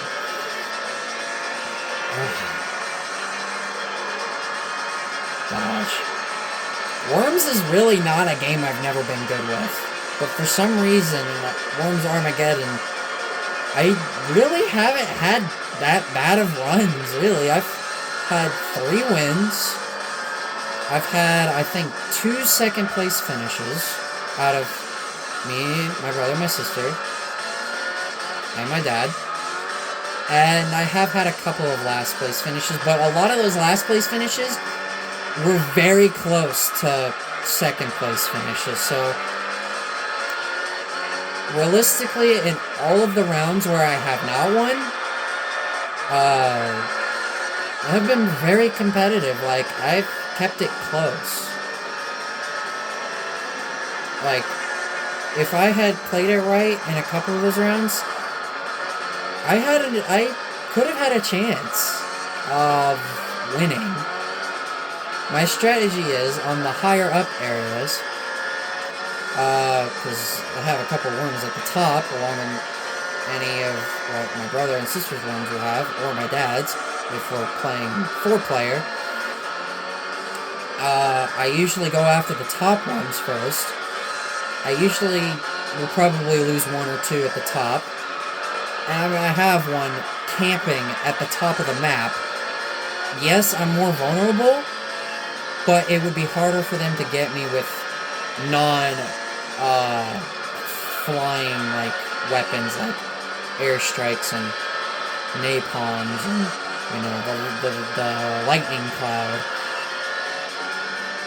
Or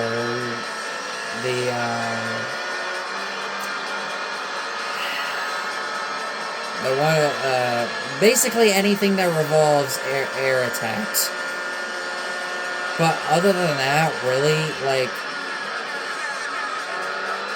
if you can play it right and finish off your opponent's worms at the top of a map, there's a good chance you could last till the very end of the round.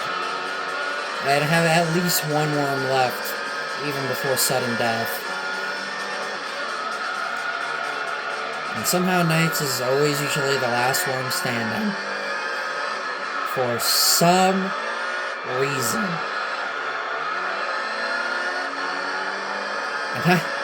Knights seems to be my best one. It's a very, very fun game.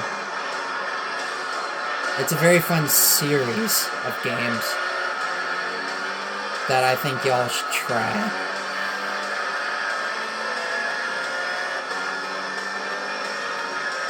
Like I said, great game, but not top 5 material for me.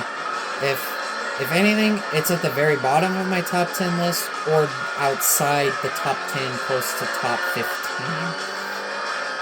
But it's very fun. It's probably one of the best time killer games that I've ever played. Out of all the games I've played, yeah, it's definitely one of the best to kill time. It's amazingly fun. Honestly, it's better than Mario Party. And I love Mario Party, even though I tend to rage a little bit when things don't go my way. But it's better than Mario Party. Although I have faced some serious consequences with worms. I've already had one incident where I was so upset I felt like I was targeted, and I ended up going out first, and I was so frustrated. I was upset. I was angry. I ended up walking off. I ended up going downstairs, chucked my hat, chucked a pillow. Was very angry. Did not want to be around me. And I threw a chair, and I paid the consequences by cutting up half of my fingernail, and it bled like crazy. It was bad. It was nasty. I had to get it clipped because it wasn't healing. It surprisingly didn't hurt, but it was bad, man. That was a fit of rage I have not had in quite some time. Probably since the last round of Mario Party I played with my family back in October of 2024.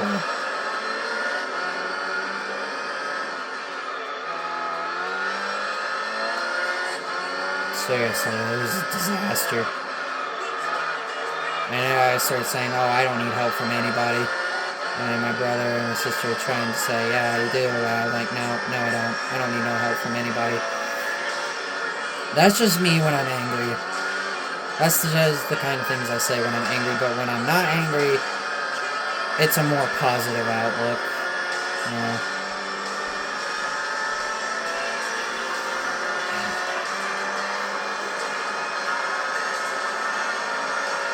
There were a couple of other things I said that didn't go well, but I don't exactly remember word for word.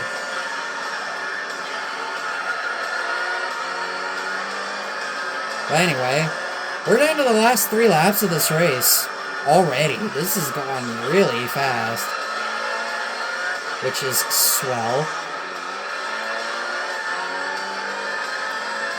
And I haven't been paying any attention to my gap because I knew this race was going to be easy. I am 55 seconds ahead, pretty much. Now, I'm sure if this was GT4, the A-Spec points would probably be 170 to 200 points. At most. I mean, 200 A-Spec points is the max amount of points for a race in Gran Turismo 4. Which signifies it being the hardest possible difficulty.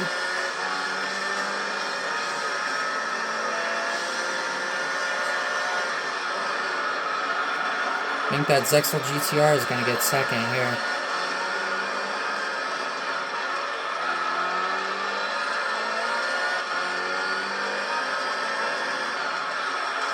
This has been a very fast-moving race. Probably because I've been talking the whole time. And when you talk, it makes it go faster.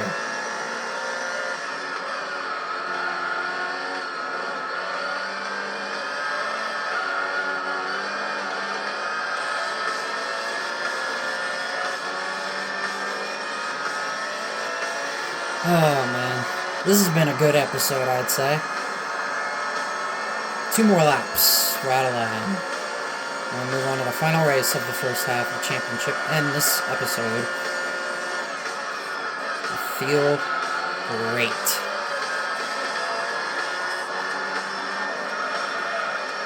So probably the next series I'm going to do is going to be the race of Red Emblem. And then Turbo Sports. And then I will see what other series I have that are single race, and then tackle the GT World Championship afterwards. And then we'll be ready to start doing the endurances. And then once we're done with those, we'll do all of the super license events, pretty much. As in the Dream Car Championship, Like the Wind, Polyphony Digital Cup, and the finale, the Formula GT Championship.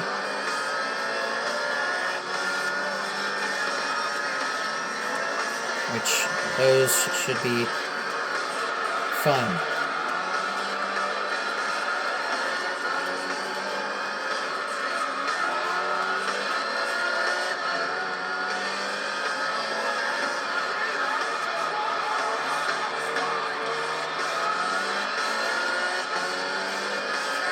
Ooh, can I lap the last place car? There's a good chance. That was a very good chicane, man. That was awesome. It's the Arta NSX. Easy pass. But he's gonna get it right back. With absolutely zero hesitation. Final lap at Route 11.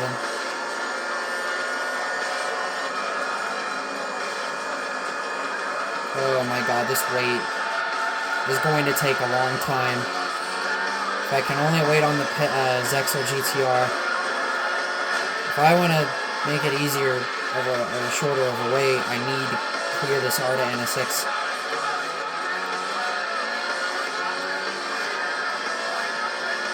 And Raybrake NSX is next. This Arta NSX is kind of being a bit of a jerk.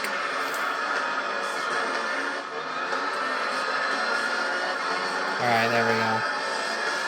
I'm switching whatever I can get on the Raybrake NSX.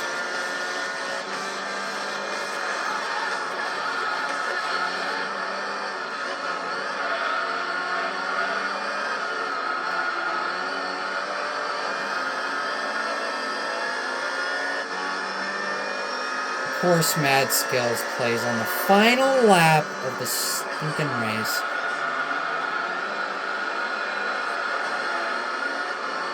Might get 3 of them. The only way I lap this Denso Sard Supra is if he miserably fails the chicane.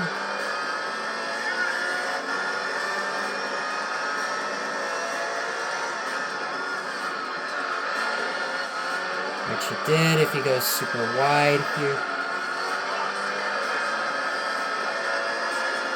Oh my god, you gotta be kidding me.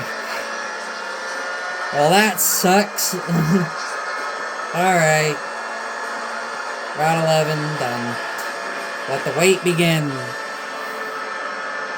And there you have it. 1 minute and 16 seconds on the Zexel GTR. Good God, waiting on that Supra took forever. 1 minute and 57 for him. We got one more race to go in this episode, guys. Just bear with me for one more race. I know it's a long one, but gotta do it to complete this Let's Play.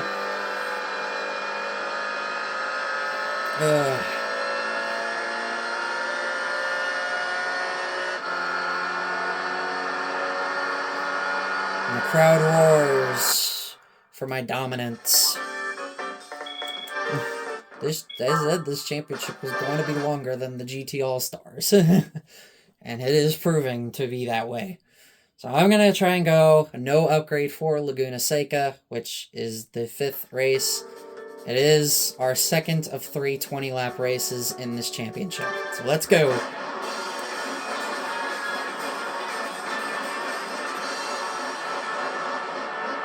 Maybe the Arda NSX, will be a bit more competitive. So here we go. 20 laps of Laguna Seca to round out the first half of the championship. And to wrap up this episode. I don't even know what time it is. I don't even remember what time I started. Oh yeah, and they do that. Yeah, the AI is not very good here. They're not very smart. They're fast, but they're not very smart. There should be an exciting 20 laps. Well, probably, until they pit. But for now, it should be exciting. They are really, really good here, too.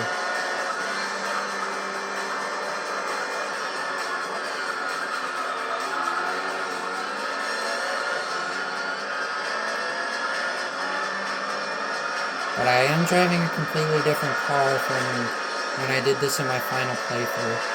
Also, yeah, you see those 2 dots that stop? Yeah, those are the GTRs. And I totally just dumped the Arda NSX right there.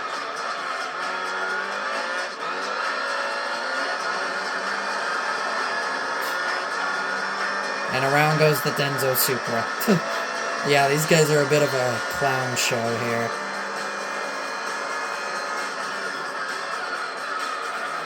There are a bunch of clowns here. They're Cobra bad. We all know how bad the Cobra is. Too bad you guys didn't really get to see the Cobra super fail here. There's a fail at turn 11. There's a fail at the Andrade hairpin, which is the very first turn. And he's a fail at the corkscrew. This is my only competition right now. But last time when I was doing this championship with the Mugen NSX, the Raybrigg NSX was able to pull into me in the Arda NSX's battle. We'll see what happens if that ends up happening. Maybe, maybe not. It'll probably be a different outcome. Arda NSX tends to be the one that gets stuck at pit road here. So, definitely will need to keep a watchful eye on that.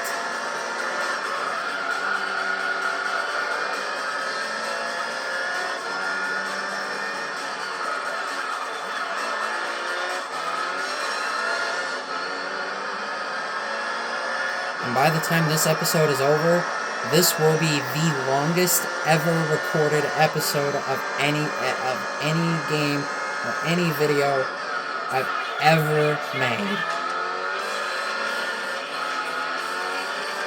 It's that long. I think the first half's long, the second half is not any shorter. In fact, I think it's just as long.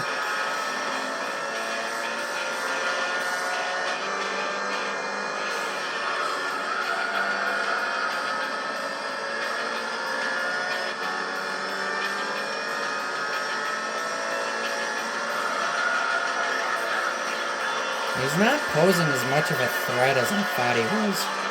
And I know the gap is only a second, but he can't even get to my bumper. And this will be a different outcome this time around.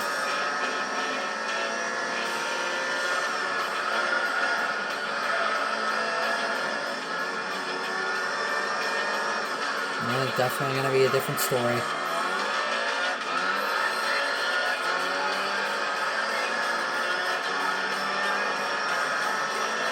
This is what I mentioned at the beginning of the Let's Play, where I was going to say, you know, once we got to the professional league, things were going to be so much longer, multi-hour segments. Yep. Exactly what it is. And obviously, clearly,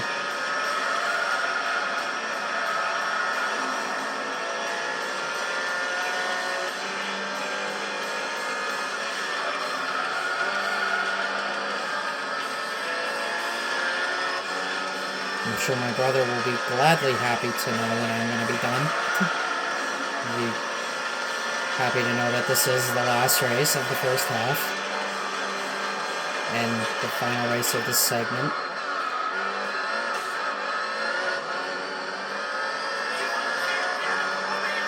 Rayburg NSX is definitely coming.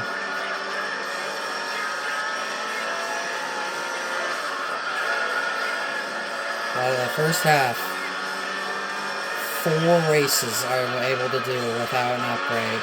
In Grand Valley, Laguna Seca, Route 11, and Apricot Hill. The only race where I needed an upgrade was Tuscars. I'll definitely need it more in the second half. For a couple races. At least 2 of them. One of the 2, or I will need the Stage 4 Turbo, and then the other I'll need at least the Stage 2 Turbo. The other 3 races I should be able to win without any upgrades.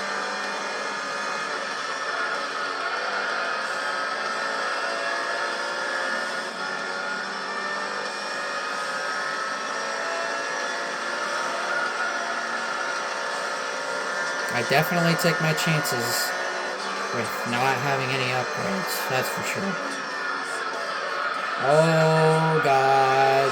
Yeah, once I hopped that curb, it was over from there.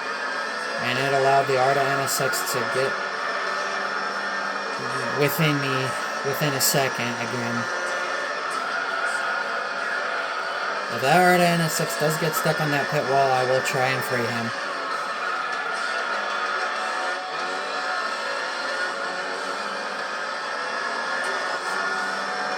A quarter of the way through. And here he comes.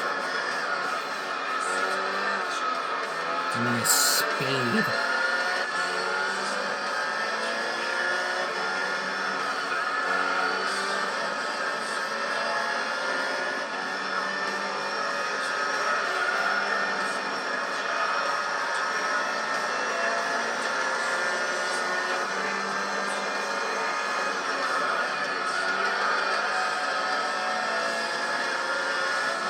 I'm still not entirely sure what car I want to use for the GT World Championship.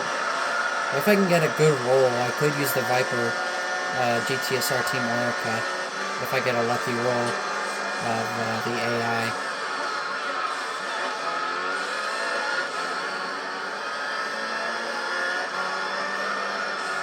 There's one car in that championship that poses as a big threat, but I'm not going to say what it is until we get there. Or I could use the C5R car, but I haven't used that yet. Believe it or not.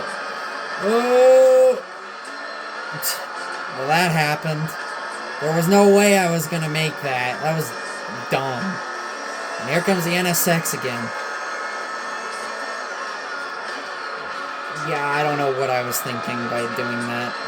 That was not going to work. I tried to be, you know, too cool enough to try and drive right through that. I should have just went on the left side of him. Now he's being held up by the GTR. If he spins out right in front of him, I'm gonna laugh.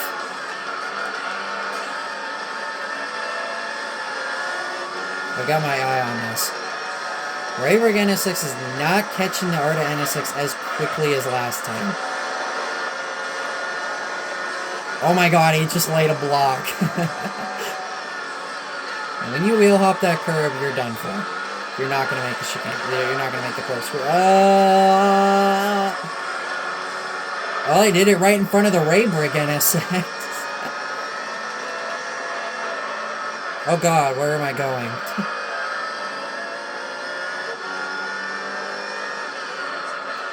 Oh no. That was a bad turn 11. Wait. I love how they just yeet it. They're like a Hail Mary. Or when a basketball player chucks a basketball all the way across from one end of the court to the other and try and make it in the hoop to win a game. Which I've seen before. I've seen over half-court shots to win games or make three-point baskets before halftime. It's pretty cool to see on TV. It'd be even cooler if it was in person, though.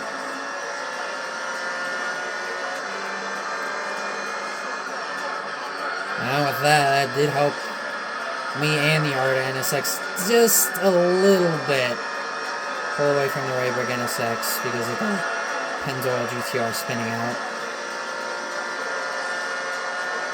This is honestly really the only track where I'd say the Supra is at a heavy disadvantage. Because all the other races, he's got a huge advantage over everybody else.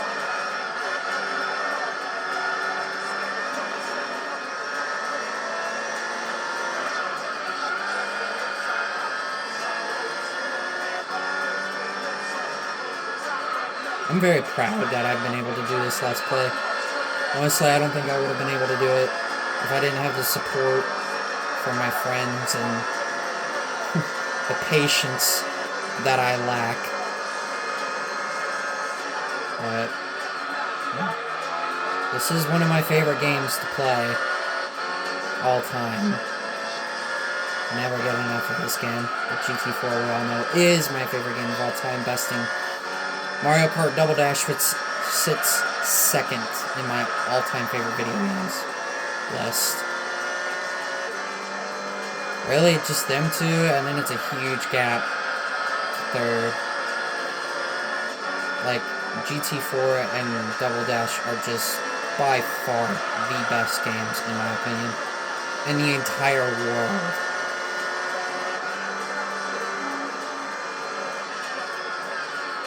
Yes, granted, there are a bunch of other games that I've enjoyed playing, like Smash Bros. And Link's Awakening, and Crew 2, and Need for Speed Hot Pursuit Remastered, and Zero Gravity, and 3 Blasts.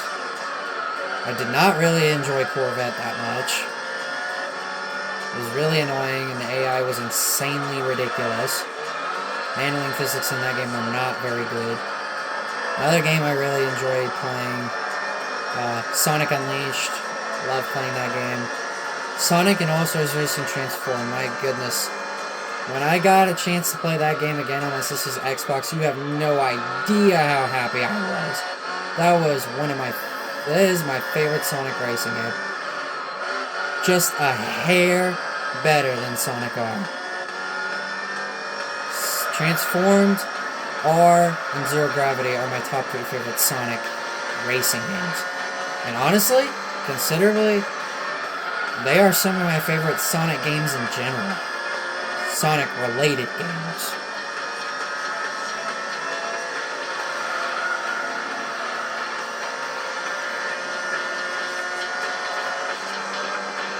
So, there's a lot of awesome games I've played over the years from when I was just a little kid.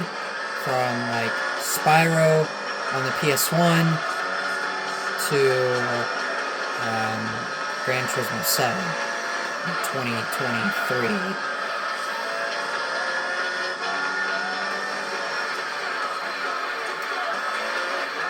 I honestly don't even know the very first... Well, no. The very first game I ever played on was, oh my god. Dang it, I forgot what it was called, but I have a image in my head of what it is.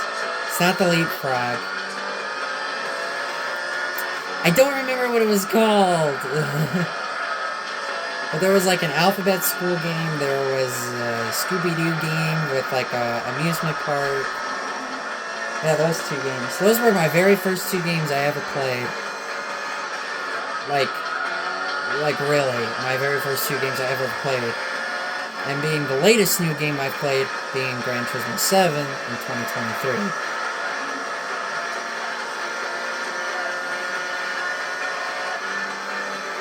I don't remember what the console was called, but I loved it.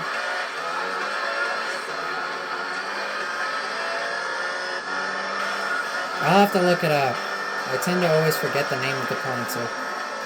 But it has some very, very memorable games that I first played as just a toddler. The very first games I ever played. But never beat them, of course, because I suck at beating games. The only games I'm good at beating are the ones that I'm best at. Tend to be my favorite gaming genres. Adventure, racing, fighting, platforming. Strategy games are not really my best kind of games, but they are very fun games, and they really make you think. Probably have the IQ of a 10-year-old sometimes. Although I don't act like a regular 22-year-old because of me being autistic and ADHD. I say things that a younger person would say. The thoughts and words, sentences I would, Basically, what I'm trying to say is that I do not act like a 22-year-old in terms of the stuff I say and what words come out of my mouth. I don't think like a 22-year-old. I think of a younger person, like somebody who's maybe 14 or 15.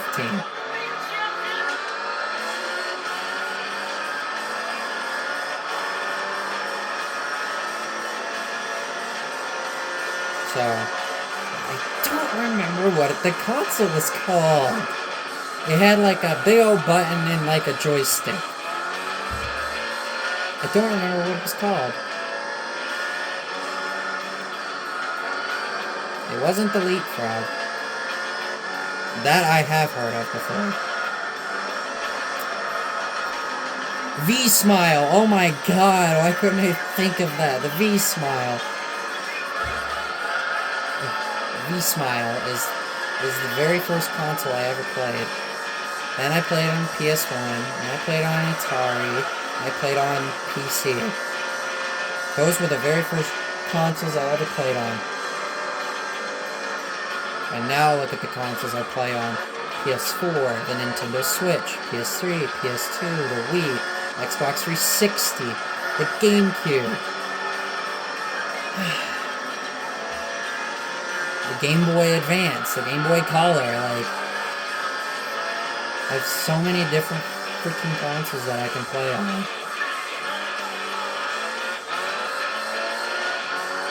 But yeah, if you've ever played on the V-Smile, I feel you. I'm very old. I feel old just thinking about it. I was like a baby when I played on it. I was like 2 years old. 1 or 2 years old when I played on it. To help me learn the alphabet, to help me learn numbers, and everything. To learn how to spell. The V-Smile will always be a nostalgic gaming console to me, even though it's for toddlers and babies. Don't call me a baby for liking the V-Smile, for loving a little children's console. I'm a man for liking a baby console. But it was the very first one I played on. Along with some other really cool consoles such as PS1 and PC, the older Microsoft computers were Sonic R and Pop-It, and then the Atari, which I played for a very, very short time, and the GameCube.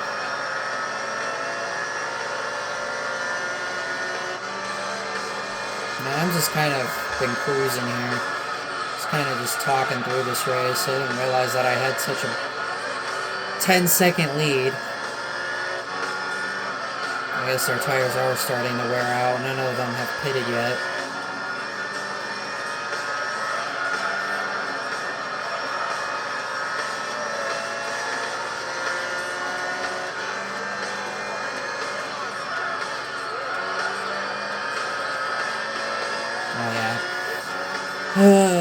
There's another game that one of my best friends has kind of gotten me into, and I normally don't talk about this stuff. That's magical creatures. I really don't ever talk about that stuff because it's something that I really never talk about or have never really held anything with that. I mean, the only magical creatures I've ever really have seen are the ones from Harry Potter.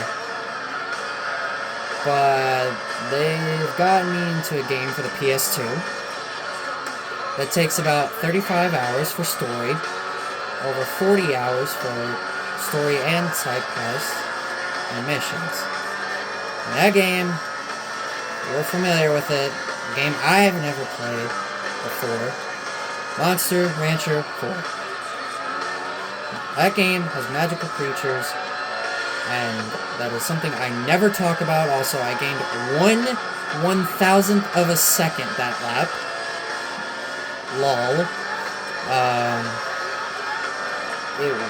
Unfortunately, it's pretty pricey. I kind of wish it wasn't, because it would be one of the games, one of my top 3 games I would put on my Christmas list, along with Knight's Journey of Dreams and Hyrule Warriors Legends.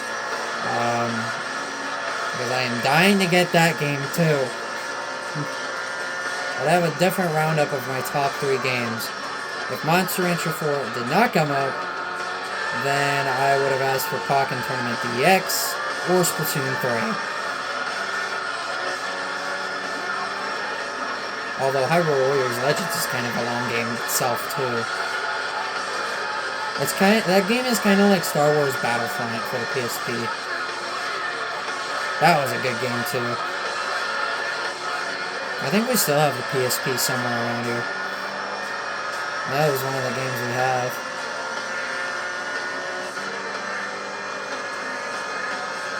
I remember playing Sonic Rivals all the time on that thing. I remember sneaking the PSP into my bedroom just to play on it. Just to play either Star Wars or Sonic. I know Gran Turismo has a PSP game, but never really had the interest of getting that, since I've heard it's not exactly the greatest. It doesn't really have a career mode like all the other ones. It's kind of like GT4 and GT5 Prologue almost. It's just kind of like an arcade mode kind of game. Yeah, granted, arcade mode is fun, but it kind of gets a little boring after a little bit. When you just want to race and, like, something like this, like what I'm doing, like a championship. And that happened. Why is there always Laguna Seca where the AI sucks the most more than any other track? I swear they're worse here than they are Monaco. I feel like this track is easier to win on than Monaco, which says a lot because there are some series with this track that are actually really difficult, like the Pro League Vits Race, the Formula GT Championship, the Pro League MR Challenge. There's quite a few series where this track is quite difficult.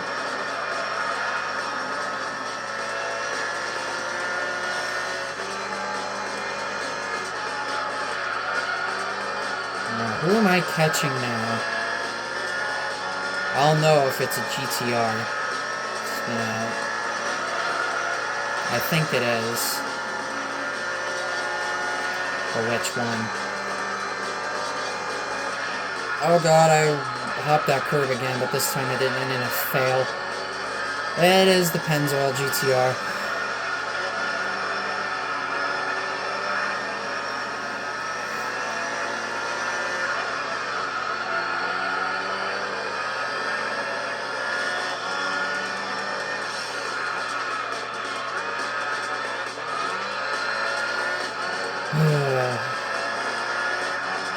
I am so ready to head back upstairs. I don't even know what time it is. I'll probably brush my teeth, all that. I'll probably be doing it right after I'm done with this. Probably after 9, because I think I started after 7.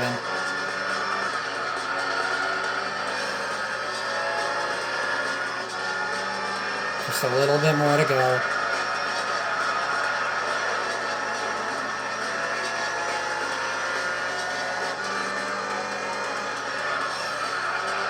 Axel GTR. Don't know if we're gonna have any pit road fails this time. I've also have encountered that in the Formula GT Championship.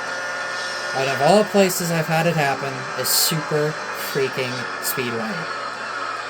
How one of the Formula GT cars got stuck on that pit wall, I don't even know, because I was baffled when it happened. I'm like, how? I've had some really strange occurrences.